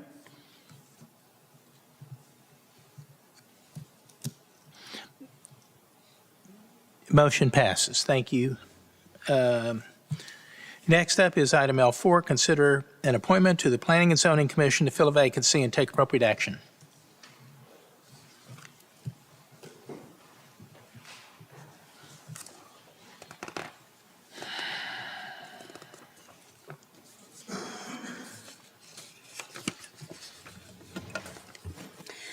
Hello, Mayor, Council, Aaron Flores, City Secretary, Deputy Director of Administrative Services. Tonight, we are here to discuss a vacancy on our Planning and Zoning Commission. So our Planning and Zoning Commission, they assist the city by reviewing zoning requests, special use permits, other things of that nature, and makes recommendations to council. And we currently have one vacancy for place 6. We have received 6 applications for this current vacancy, and we have vetted them through the eligibility process. So there's a couple of options that council can take. Council can select a new applicant to fill the vacant position in place 6. You can choose to promote an alternate to place 6 and put a new applicant in that position, the alternate position, or you can take no action. And that is it for my presentation. Thank you very much. Councilwoman Bennett? Have you spoken to the alternates? Are they willing to move up? I have not spoken to them. You have anything? My thoughts are to, provided they agree to it, would be to move up the alternate, having experience on the commission already. Understood. Councilwoman Villafranca? I agree. I'd be in favor of moving the alternate to the position and then selecting an alternate from the list. Councilman Neal? I would agree. I would like to propose that we move the current alternate one into full regular membership. And furthermore, I'd like to recommend Mr. John Schumacher to take that alternate one vacancy. He's a realtor, attorney. I know we've had an attorney on P&Z for a while that's costing us some money, so it might be helpful to have an attorney there to maybe facilitate some of this. So I would be in alignment with Mr. John Schumacher to fill that alternate one spot. Okay. Okay. Councilman Rowan? Yeah, I agree with moving forward with Scott Norris moving from alternate 1 into a regular voting position, Brianna Banks going from 2 to 1. And then I know that I think Mr. McGinnis was previously on the Planning and Zoning Commission. And so just given his prior experience, I think he'd be good to be placed back on there. And I know there was some controversy around his removal. And then the only other person there that I am familiar with is David Merritt. I know he was, I think, the chair of that committee or commission at some point, and obviously was a council member. So I think his contribution would be invaluable on the committee. So I think either of those would be great. That's it. So currently, I'm hearing that we want to move Scott Norris to the vacant place 6 and move Brianna Banks up to alternate 1 and then place a new position in place 6. Is that correct? That's what Everyone's okay with that? That's what I'm hearing. Then we'll come back and have discussion about that second alternate, or do we need to do that tonight? I'm sorry, from my understanding, we wanted to move Scott Norris to place 6, Correct. Brianna Banks to alternate 1, and then a new applicant for alternate 2. Yes. Correct. Correct. Okay, we can go ahead and decide on that tonight. Okay. So far, we've had suggestions of John Schumacher, Michael McGinnis, and David Merritt. Can we make a motion, or are we still having discussion? Well, we're still discussing, so is there any further discussion about these 3 that have been expressed? Are there others? I second David Merritt. Okay. I'd just like to point out that Michael McGinnis was on Planning and Zoning, and he and another member were abruptly removed. And I think that it would be appropriate for him he has experience, for him to be placed on the board as the alternate 2. I also personally know John Schumacher, and I know that he would do a fabulous job as well. And question, John Schumacher is a real estate attorney? He has government experience as well. Okay. As I look through his resume, so he has government experience as well as real estate expertise. in litigation. So I'm hopeful and thinking because of our excess or our expenditures on attorney fees that he might be helpful in that area, and we might not have to have a attorney during those P&Z, It is possible, especially for the hard questions. The only thing is he doesn't represent the plaintiff. Right, I understand he doesn't represent, but he might be able to help guide some of the membership. He's only in an alternate position. He wouldn't be a voting member until he becomes regular or there's not enough quorum. So I would highly recommend Mr. Schumacher.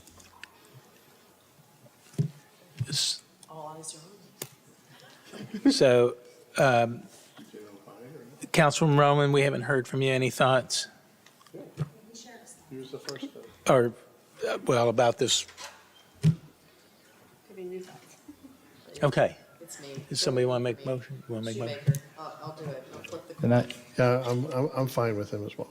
Okay. Mayor, I move to select Mr. Schumacher into alternate position 2. I'll second. Okay, we have a motion and a second. If you would, please indicate your vote. Could we please do a show of hands, because I'm not back there? Oh. No, I'm saying for everyone else. Could we do a vote by show of hands? Yes, show of Okay. hands, all in favor of John Shoemaker? Okay. Okay. Do we need to vote for alternates 1 and 2? Okay, can we also have a motion for alternate 1 and 2? You mean position, because they just voted for John Schumacher to be alternate 2. So now we need to appoint to the open position and to alternative 1. Okay. All right. So we Mo- could do 3 separate votes, if We- that makes it easier. We could do the position and the first alternate together. I move to move Scott, alternate 1, Scott Norris, up to place 6, alternate 2, Brianna Banks, to alternate 1, and That's John Shoemaker to alternate 2. Okay. Seconded. Thank you. We have motion and second. Show of hands, all in favor? Motion passes unanimously. Thank you all. All righty.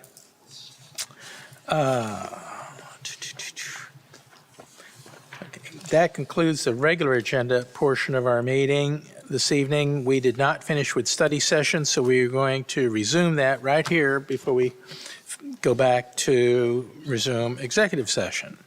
So next up on our study session is item C6, discuss Blue Cross and Blue Shield of Texas Blue Impact Grant in the amount of $60,000 with a city match of $145,000 as a part of the 2025 Healthy Cities campaign to be used toward the construction of an outdoor fitness court for the public. The good news is this requires no motions. So Okay. Mayor and Council, Kevin McCoy, Chief of Police, being supported today by Robert Diaz, the Parks and Rec Director, bringing forth a proposal to the council tonight, an opportunity that's presented itself to us to work with the Parks Department on a joint project, which is a fitness court that would be located outside the Justice Center.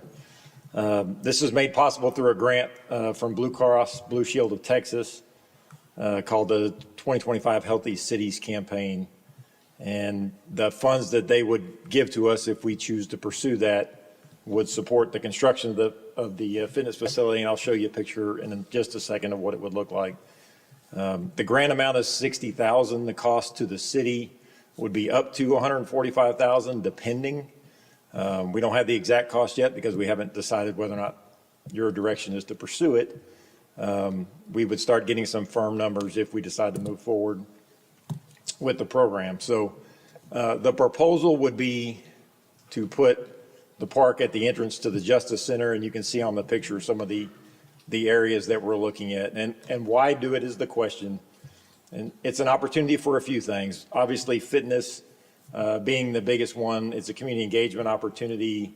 It's located at this location, the Justice Center, and the reason why we worked with the Blue Cross Blue Shield group to select this location, because it's, if you think about Brookhaven and the trail system that runs around Brookhaven, they culminate kind of at the front of the Justice Center as you come down around southbound on the trail that runs down Marsh and then swings around Valley View and then turns and goes back to the park. It's a heavily used path for runners, walkers, people who ride their bicycles with their kids in the area. So it puts a fitness opportunity in an area, and the police department sits right at the junction of District 4 and District 5.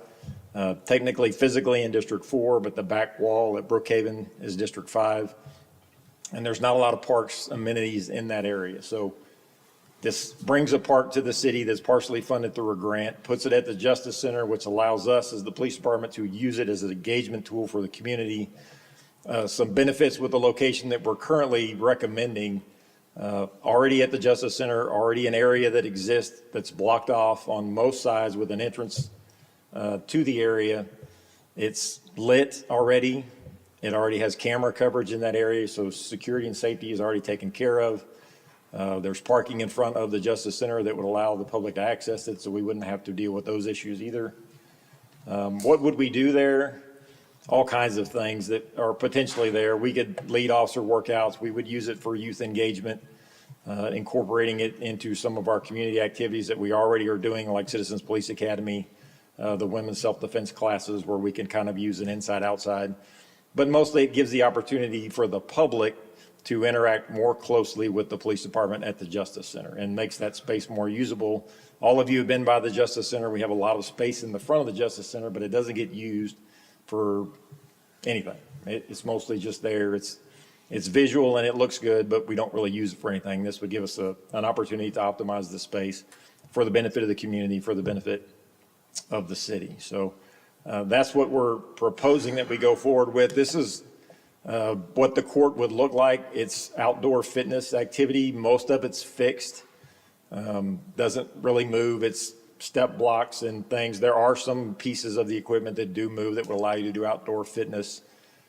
We discussed at the end of the budget meeting, there was some discussion about artwork and beautifying the space in there. The interesting thing about this project is on the back wall, what you can see where it says fitness court is an opportunity to use it for public art.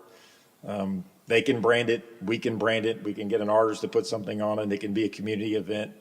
They propose multiple different ways of using that to get the community involved and doing it as an art project, so we could incorporate that into it as well if we get direction to move forward. But that's in general what it would look like. So the reason we're here tonight is to get council direction and interest exists to move forward with this. We've already been told by the Blue Cross Blue Shield people that we would be eligible for the full $60,000 grant amount. That's what we would bring back to council, and then we would start working on the rest of it, which is guesstimated to be about $145,000, depending on some of the site work, which we won't know yet because we haven't worked with Parks to put that number together, but that's what they're estimating the cost would be. So I'll answer any questions, and Robert's here if you need Parks answer information. Thank you very much, Chief. Councilman? Sounds fun. I like it. Thank you. Thanks, Chief. I'm all for it. Councilwoman Villafranca? Such a great program. I did a walkthrough with Ben, and it's the perfect location. I just want to make sure that there will still be shade. The picture doesn't show any shade. And that will we have an opportunity to pick the equipment that sort of most people use, or is it sort of a package deal? My understanding is it's pretty much a package deal. Some of these have gone in some other cities around us. Grand Prairie has several of them. The city of Anna has one put in, and there's some other cities that are working on it. It's pretty much a standard configuration that they build. But that would be the intent. Robert and I have talked about it as we have with the city manager as well. And the intent would be to try to save as many of the trees as possible because it's natural shade. And there's the ability to add a shade structure to it, but I would not like to take away from the look of the front of the building. And I would like to keep as many of the trees. So we've talked about that. Some of the trees are not in great shape, and it wouldn't hurt to thin the canopy out. But there's some that are up against the wall, kind of to the west side, that would give you that afternoon shade. And we're going to try, hopefully, to keep as many of those as we can. I love the opportunity to build bridges with our community, with our young people, and it's a safe space. I love every bit of it. Thank you so much for this. Thank you. Councilman Neal? Will the fire department be able to utilize this facility? I'm sorry. They're not allowed on the property. Don't say anything at all, so I'm just being quiet. No, thank you, Chief. I think it's an excellent idea. Have you tried, or could we try to engage other companies or organizations to maybe donate towards that 145,000 alumni association to raise money or something? I'm not sure. That is an option. When they presented this program to us, you can engage the community for fundraising as well, if the city doesn't have the funding to pay for it. We didn't explore that in too much detail, because as I met with Robert to discuss it, and then with the city manager about using end-of-year budget dollars. Yeah, I just didn't want to risk the grant money if that's not allowed or something, but if there's an organization that would like to donate something towards it, it would help the city too, so. We could look into that. But I agree, I also like to try to save the trees and keep the shade. And Yes, sir. do we have any idea what the estimated ongoing maintenance costs would be? And would they be part of the PD or part of the Parks Department budget? So the ongoing cost would fall under the Parks Department, and the fitness court comes with a warranty, and so there's some basic maintenance that would have to be done on a regular basis, and the Parks Department would pick that up. And then the warranty would cover the equipment in various timeframes, up to 25 years for the main structure of the court. And the rest of the stuff would be maintained by Parks when they're frequently doing our facility anyway, and they would do the. Do we have any idea what those costs would be, sort of on an ongoing basis of maintenance and, I don't know, beyond what we already do there, cutting grass, maintaining? Well, Councilman, the equipment's very similar in the way it's made to our outdoor play equipment.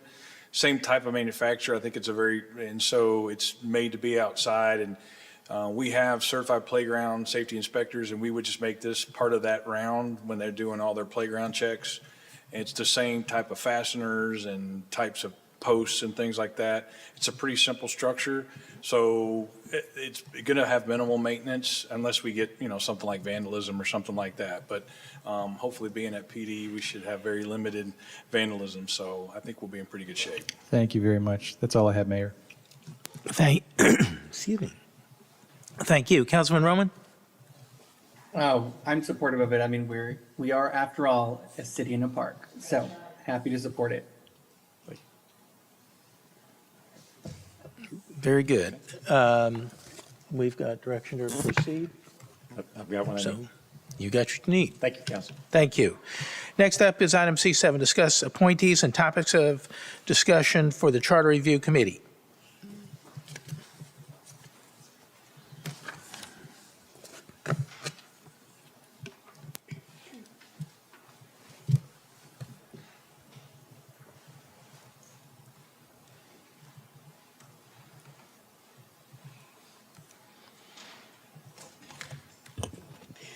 That was way up there.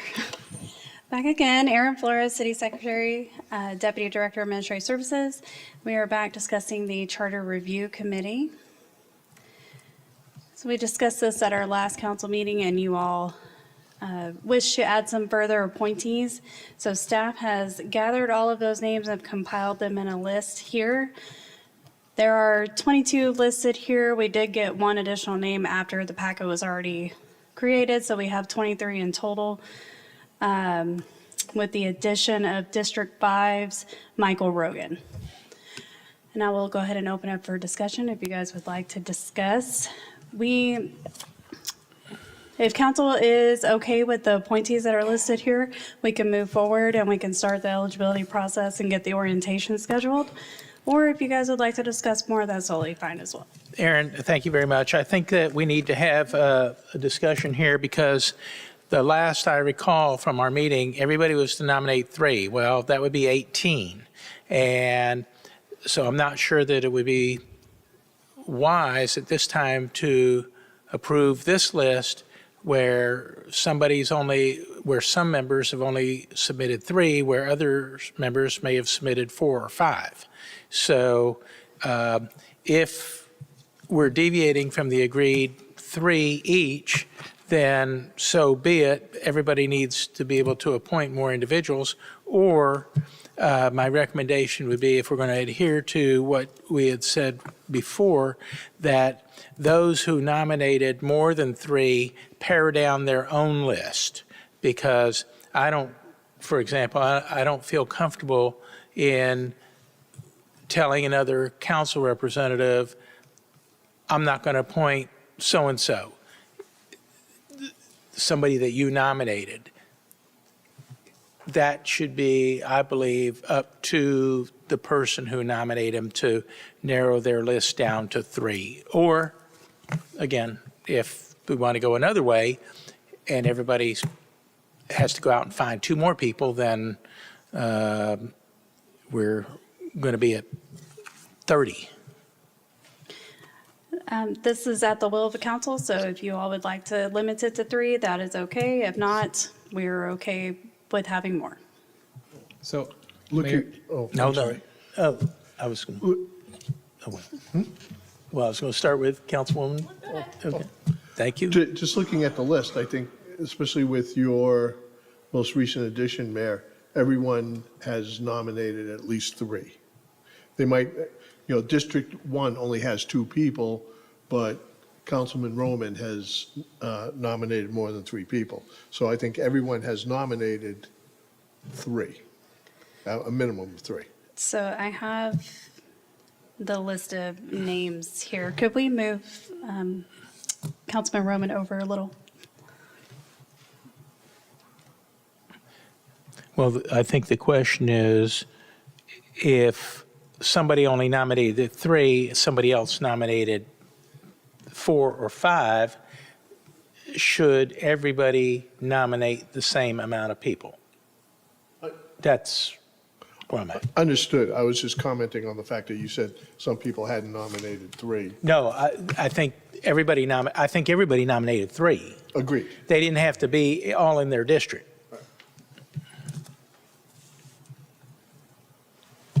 Okay. Did somebody have a comment? I think if we can get it down to 19, an odd number for voting purposes, I think that would be a good number, because my understanding is that people start off very well and then kind of drop out. They kind of realize that maybe it's not what they expected. So I think if we start with 19, it'll whittle down naturally. So that's, last time we did this, we had 2 per council representative, and then we had a chair appointed from that. So it would be 3 each and then one additional. Mm-hmm.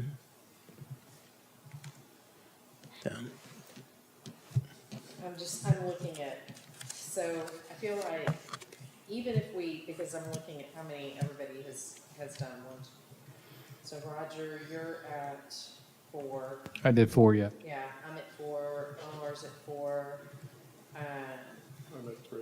You're at 3, Terry's at 3, and Elizabeth is at 5. So if we wanted to add, I guess 1 more for Terry, 1 more for you, and then subtract 1 from Elizabeth, that puts us all at 4.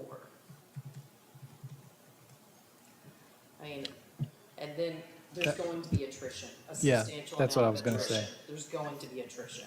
Microphone, please. There's going to be attrition. Sorry about that. I mentioned at our last meeting, I mentioned that I thought it would be more appropriate to have, I didn't think it would be appropriate to have someone who has already served in the last 2 consecutive charter review committees be on a 3rd one, sort of like the boards and commissions. I feel that the member that has been on the last 2 should not be on the 3rd. Just give other people an opportunity to serve. Well, but I feel like on that same note, if they've served on council at all and served in that position, we need to give the next group the opportunity to step up and serve. And I guess that's kind of, and I thought that's where we were going at the beginning, and I thought that's what we had all agreed to, is that we were going to give that next group the opportunity, and we weren't going to choose people that had served previously. And that's just, not what has happened. Well, I don't think being on council is necessarily a bad thing. I'm just opposed to being in the last two, make it 3 consecutive charter review committees. That's really what I'm opposed to. I'm also struggling because I'm trying to find people that are knowledgeable about what's going on in the city, that are willing to participate, and now they're being penalized because they've been on this before. I don't think that's good. It's very difficult to find people that will commit to giving service. And so,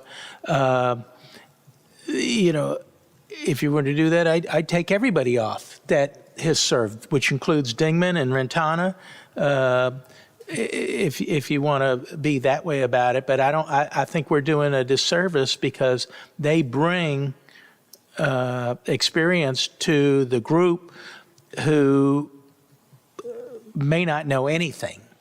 This would be David Koch's 3rd charter review committee. Okay. On the last charter review committee, he didn't allow Andy Olivo to speak. Andy Olivo, who is an attorney and knew his rights, had to come to City Hall and complain in order for him to be allowed to speak. So that kind of, multiplies the situation a little bit. I don't think any of us were there. I'm not aware of that happening. This is the first you're telling me of that. I don't think David would intentionally do that. Now, Mr. Olivo may have been out of order, may have been not allowing somebody else to talk. Who knows? I don't know. I wasn't there. So it's very hard for me to sit there and second guess this. I had people tell me that they thought David did a very fair job in the way the meeting was conducted. So nobody spoke otherwise to me about it. So that's 3 consecutive terms. and why wouldn't Andy Olivo, if he had an issue, why wouldn't he contact me as the mayor to say something? And he never did that. He went to City Hall and complained. I'm not aware of that. So I know nothing of the circumstances around that. So. Regardless, it's 3 consecutive terms. I mean, we need to give other people an opportunity to serve. I'm not opposed to having been on the council. I think there's benefit to that. Again, you're telling me that I can't appoint somebody when I'm struggling to try to find individuals who are knowledgeable about the city and are willing to serve. And, I may not know as many people as other folks in the city. So I had to go and base my selections of people that I thought would be good representatives and were willing to commit.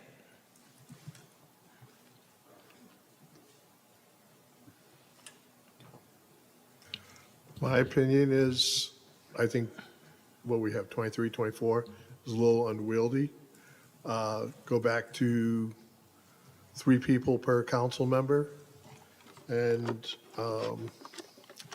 granted, you'll have 18, but again, through attrition, it's going to change. Even if you start off with an odd number, through attrition, it might get down to an even number. Seems to me that's the most appropriate means. And again, you need to Again, keep. if I may say, and that's regardless of previous times served. If you're bringing something to the table with past experience on how the process works, I can see that being a bonus. Yeah, I was going to say, I think it's a plus when somebody knows how the city council works and knows powers and duties of your elected officials. They're not setting anything in stone. Whatever this committee does is going to come to the city council for approval to make it to the next step, which would be going on a ballot. So they're just making recommendations. I mean, but I think I do see the point that and I think at some point we had a discussion, maybe it was last time, where we talked about trying to give sort of, new people the opportunity to serve. And so I wonder if there's any rationale to giving other people an opportunity to serve. I don't know. I just remember us having this discussion, and I think I heard other people agree with the fact that trying to give other people the opportunity who haven't served before, who may not have served as much before, was sort of the direction. I agree with that. I am not disagreeing with you, but now are you saying that you're going to take a selection away from me because the person has already served previously? That's not fair. And again, I'm thinking of people that I know, and or are you expecting me to just approve one of your selections to serve as one of my picks? Well, that's not fair either.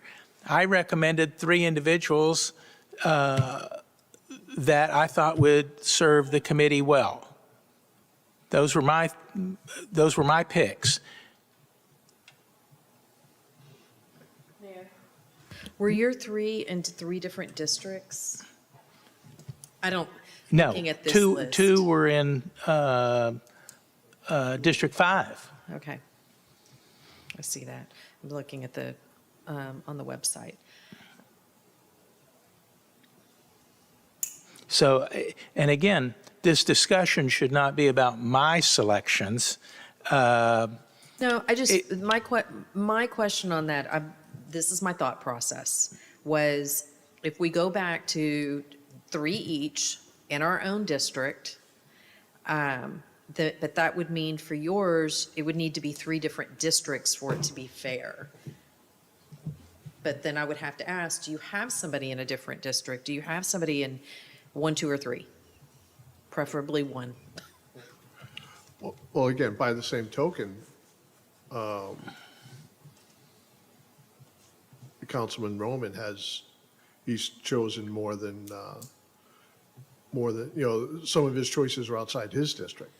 So I don't necessarily feel that your choices should specifically be in your district. Well, and I agree. When I chose Janet, before I even asked her or chose, I spoke with Roger and asked, would you be okay with this? We all met, and he and I switched a spot. But then, life happened. Yep. And this is here. And so,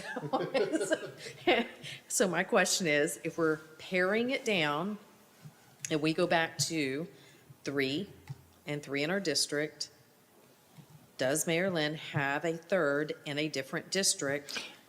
Well, Just to kind of- No, I'm going to say before that, I would ask Councilwoman Villafranca, okay, you got 5 people on here. What 2 are you going to get rid of? I can remove 2, but this is nothing Okay. personal, Mayor. This is not about your pick. It's just about a person being on there for 3 consecutive terms. Mr. David Griggs is an attorney. He teaches election law. He has been on Charter Review when he lived in Addison many years ago. He would be perfectly qualified. So it's nothing personal at all. It's But just about. that's your pick.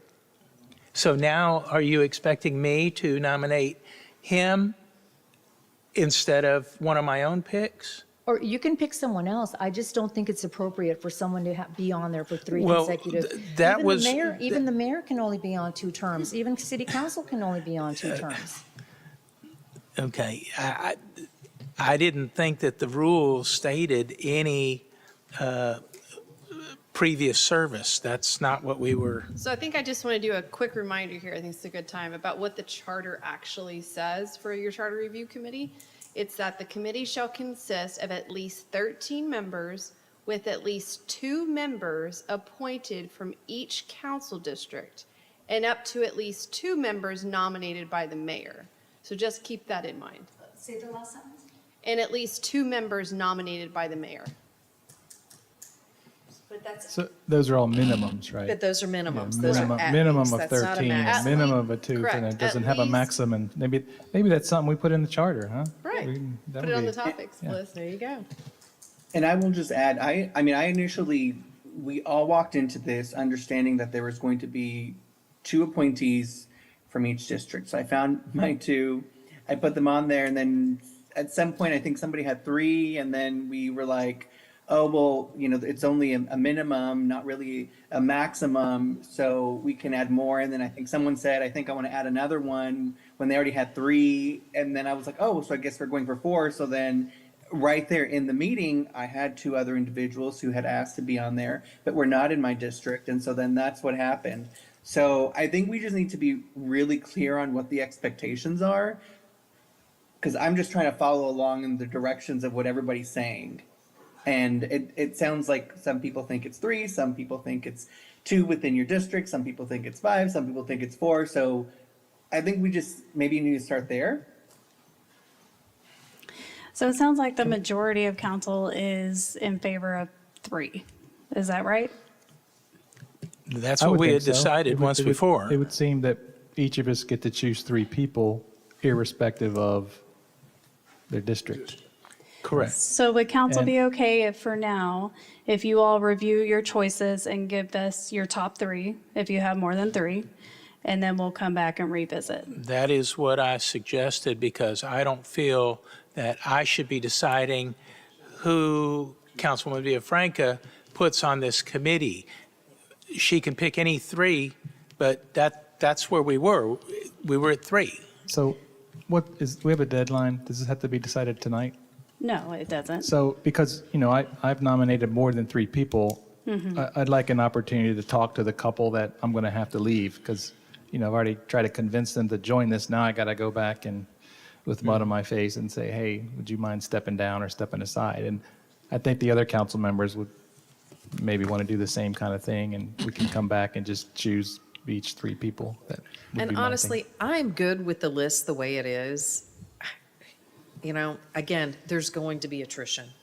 And I do think there's some concern to have one person serving 3 consecutive times on the charter, but it's also important to have some experience. Some of that experience could be gained by some of these other members. I think Kevin Caldwell was on there too, at least one time before, so that helps. It appears that there are multiple attorneys listed here. David Koch's an attorney, David Griggs is an attorney, so there's at least 3. Chase maybe. Johnson's an Yeah, attorney. so there's multiple attorneys here that all would be helpful.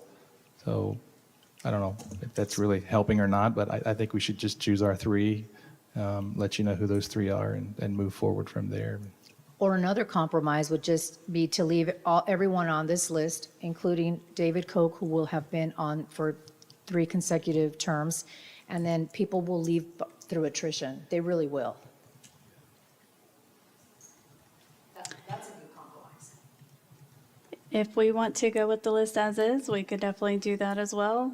I think we could get a consensus. I'm not arguing with you, trust me, but I don't see that as being fair to the folks who only nominated 3, because had they known that they could nominate 5, they probably would have found, somebody else may have found 5. I'm not sure that I would have nominated 5. I probably would have stuck with 3, and then that would have screwed that whole thing. So, Terry, it's a good compromise. well, Take the deal. It's a good compromise. no, Just take We our, take everybody, we take everybody. if you want to leave it the way it is, fine. I'm just saying, quit making an issue of David Koch, because I feel like you're trying to discriminate against him simply because he's been on it before. And 2 consecutive times. okay, it shouldn't, to me, it's a non-issue. To me, I recruited somebody who had experience. That's it. And It's a good compromise. Let's I take think everybody at on this the list. juncture, Aaron, why don't you go down one by one and get a consensus? Let's first ask if we want to accept as is, and then the second round, we'll ask if we want to whittle down to 3. Okay, sounds good to me. Mayor Pro Tem? As is. As is. As is. sure, let's go as is. There will be a lot of attrition, I'm believing in that. Councilman Roman? As is. There you go. Okay, so this is our list. We're going to start going through these, getting everyone ready. We're going to schedule orientation, and we'll reach out to council and give you more information as it goes. Aaron, before we leave this item for the council, please remember, as part of the weekly update, you were asked for your charter review items. These are the publicly listed topics for the charter review. I do need your list so we can start getting those vetted by the attorneys and getting those ready for you all to review. So please, please send me your charter review topics. Can we add this to the topics? Yes. This, You're not limited to 3. All right. okay, thank you all. Thank you. Next up is C8, receive an update from the mayor and council members regarding board liaison information from outside organizations and other meetings attended. Councilwoman Bennett. None. Councilman Reed. None for me. Councilwoman Villafranca. Thank you so much. I had the opportunity to attend the MetroCrest Chamber Luncheon on August 6th. I was at the CFB ISD Educational Foundation kickoff on August 6th with Mayor Lynn. It was a great turnout, and they're doing some really, really great work in our community. August the 7th, I had the wonderful opportunity to attend the MetroCrest Chamber Economic Development Summit with Ben and a few of the city staff, including our newest economic development person, Darren. And it was just a great, great morning. Learned a lot, and MetroCrest is doing a phenomenal job. On the 7th of August, I attended the open house for Envision. If you're not aware, they just started a new school for children from 0 to 5, and half of the children are sighted and the other half are either blind or visually impaired. And I think they may still have a few spots available. It's a phenomenal program. It really, really is. August the 8th, I attended the Farmers Branch Women's Club Game Day meeting. They're going to be having a big game day, and I hope that all of us can come out and support them. On August the 8th, I had the opportunity to go to the Summer Funshine Carnival with Ben, had some great nachos, I may or may not have played tic-tac-toe in a couple games. They did a really, really great job. I can't speak highly enough of the Parks and Rec Department, all of the work that they do. August the 9th, I was at Representative Anchia's Back to School Fair at the Perot Museum. I had an opportunity to see Mayor Lynn, and our councilman from our neighbor from Carrollton was there as well, and we gave away about 2,000 backpacks and a bunch of bikes, and it was so much fun. August the 12th, I had an opportunity to meet with our new consul of Mexico. His name is Luis Bucillo. He just started on August the 1st. We talked about the possibility of working together, partnership, building bridges, and he's just an all-around great guy. Bragged about Farmers Branch as much as I was able, and I'm hoping to be able to work with him in the future. On August the 12th, of course, we all had the Budget and Housing Policy Roundtable, which is really, really important. And then we had the Boats, RVs, and Trailers Task Force meeting that Mayor Lynn put together. And I think it was attended by about 6 people, and we kind of went off the rails, but I think we were able to rally everybody back on topic. On August the 13th, I had a Zoom meeting for Housing Forward for the All Neighbors Coalition. It was a new member orientation to talk about the unhoused, and know that I'm working really, really hard on this challenge that we have. It seems to be getting worse rather than better. The Webb Chapel and Josie Lane underpasses at 635 are just really bad, and it seems like it's not getting better. So I'm actively working on that. August 13th, I attended the MetroCrest Chamber monthly board meeting. I was able to brag about all of the things that we're doing in the city. And I also attended the Roots Southern Table event that they hosted Envision, and there were some of the blind artists that were showcasing their art, and it was just a really nice event. Mayor Lynn was there as well. And one important thing that I want to share with you is that I had an opportunity to meet with County Commissioner Andy Summerman not long ago, and I talked about the importance of having another polling place in our city. We don't have any polling places on the west side of town. I know Tarrant County, they're trying to get rid of polling places, and he has been so gracious, and he has now given us Envision on the west side of town will be a new polling place to give people an opportunity on that side of town to vote. And I'm really grateful to County Commissioner Andy Summerman. And that's it. Thank you. Councilman Neal? Yes, I did also attend the Boats and RV meeting, the budget hearing. I also had a meeting with the Firehouse Theater. They have a new development director who will probably be reaching out and in touch with the city regarding efforts of the Firehouse Theater, and that's all I have. Very good. Councilman Rowan? Anything? No, I'm good. Okay. I have a few things to report, so I'm going to try to speed through this. I spent time with our state representative, Cassandra Garcia Hernandez, her legislative director. We were office hunting, trying to find her an office in Farmers Branch, because she wants to put her district office in Farmers Branch. We're trying to locate space for that. The CFB ISD Educational Foundation, as Councilwoman Villafranca mentioned, had a event. They also awarded some scholarships to teachers. They have a lot of plans for the new year to try to increase excitement amongst teachers, not just students. And then I also heard that they have 12 book vending machines that are going to be coming to schools. And so there will be a lot of events to give those away. Congresswoman Beth Van Dyne had her annual job fair at Globe Life Park. I was there. Our HR department had a display there, as well as our police department. So thank you all for showing up and doing that.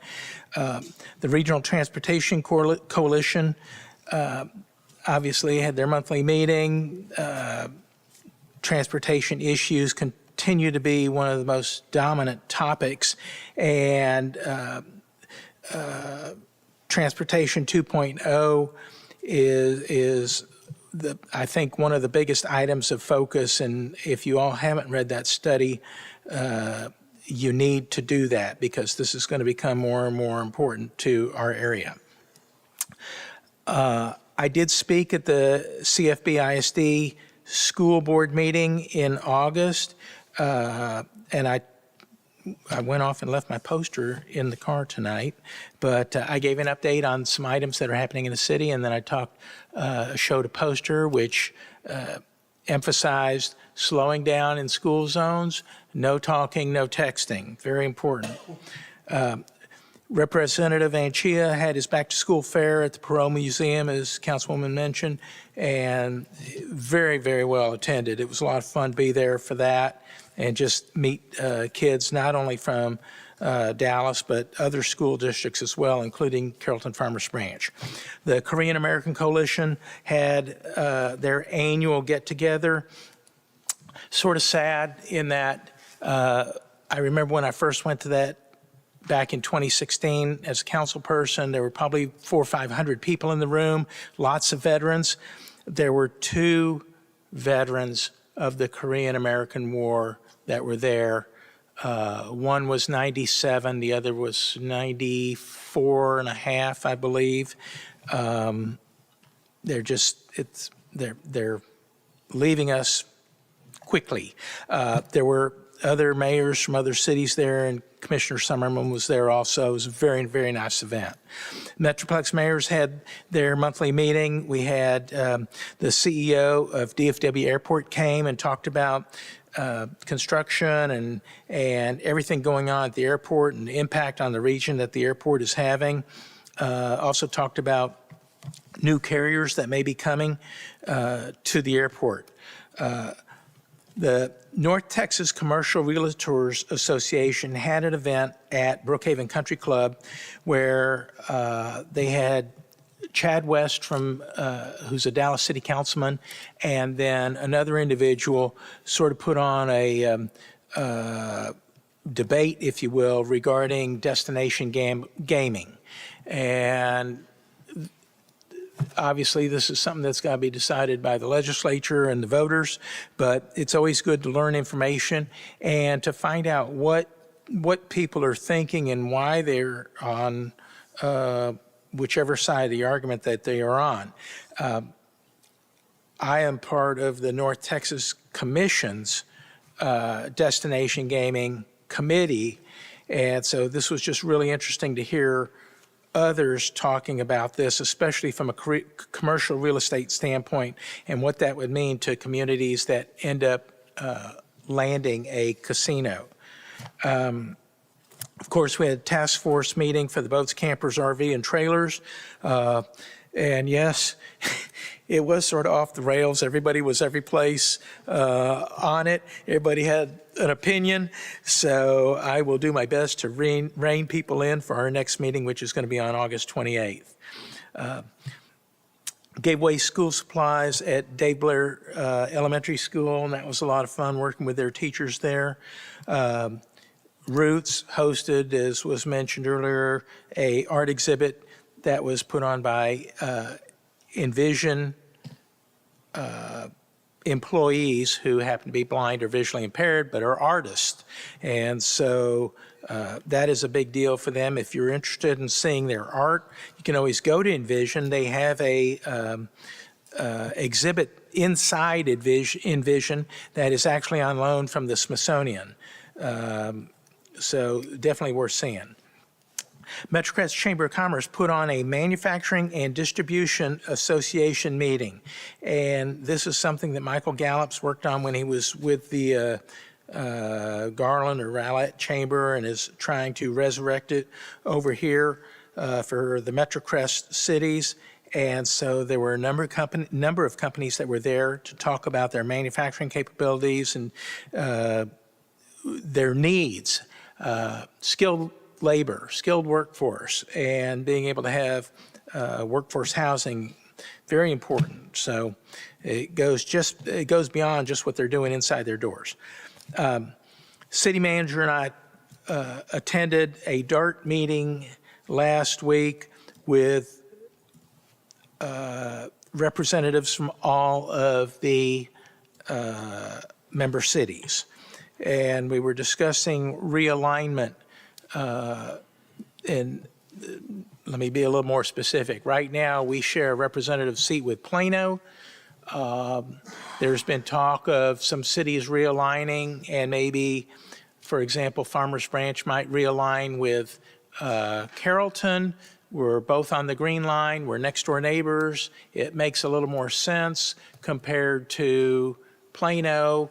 They're on the red line. We're on the green line. We're not next door neighbors, but there'll certainly be some more talk about that.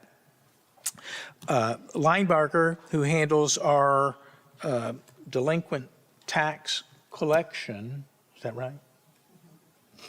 Okay. Attorney firm had a legislative presentation yesterday, which I attended, talking about changes in the law, a bunch of different laws as it relates to property taxes and what we pay as residents to our cities and how that money is collected. So that was really interesting. And then the MetroCrest Hospital Authority had their monthly meeting today. The hospital taking a little dip in business only because summer months, a lot of doctors take off, go on vacation, so they're not seeing as many surgeries and whatnot. But business does remain pretty steady at Carrollton Regional. That's the hospital that they own. So that's all I have to report there. Next up is item C9, review and discuss future agenda items. Councilwoman Bennett? I'd like to discuss carports. I'd like a better understanding why, we should or shouldn't have them, and, what they may add or subtract, detract from the city. Very good. Yes, carports. Councilman Reed? Before we go, can I just see clarification on carports? Would a memo be a good starting point to make sure? It is a perfect starting point. Perfect, thank you. Thank you. Councilman Reed? Nothing at this time. Councilwoman Beaver? Nothing, thank you. Councilman Neal? Yeah, I've got a few things. First, I'd like us to have an agenda item to provide more specific direction to the staff regarding the purchase and/or sale of residential lots. I know they are currently under a hold recommendation by this council. I think we need a little bit more direction to tell them to stop or avoid it, or however the council feels, keep moving forward with purchasing more lots. I think that direction was given to them in 2022, and I just think we need to revisit, maybe clarify how we want to proceed with the purchase of residential lots.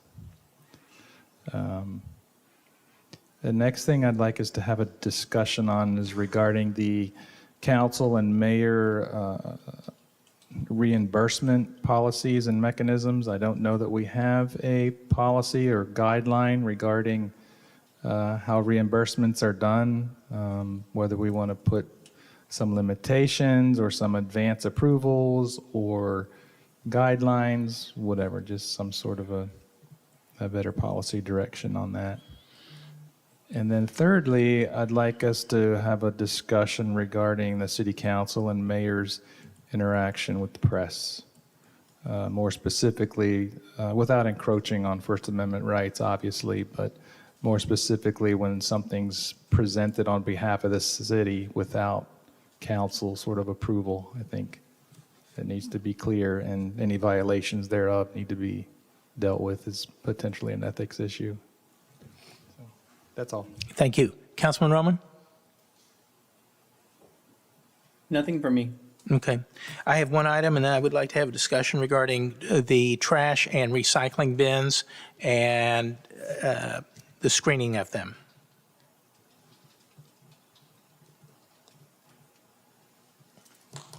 Okay. That concludes our study session. So we do have some executive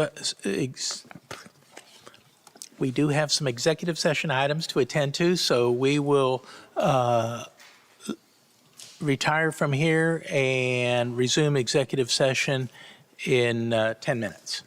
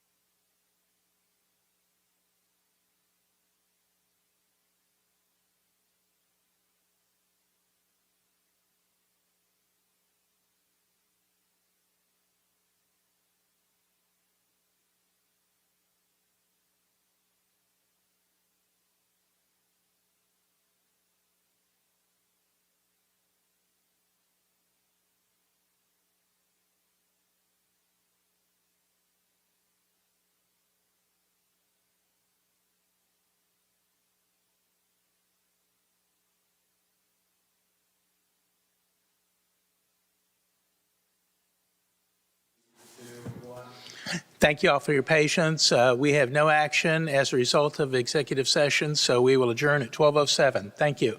Holy cow, it does say 12.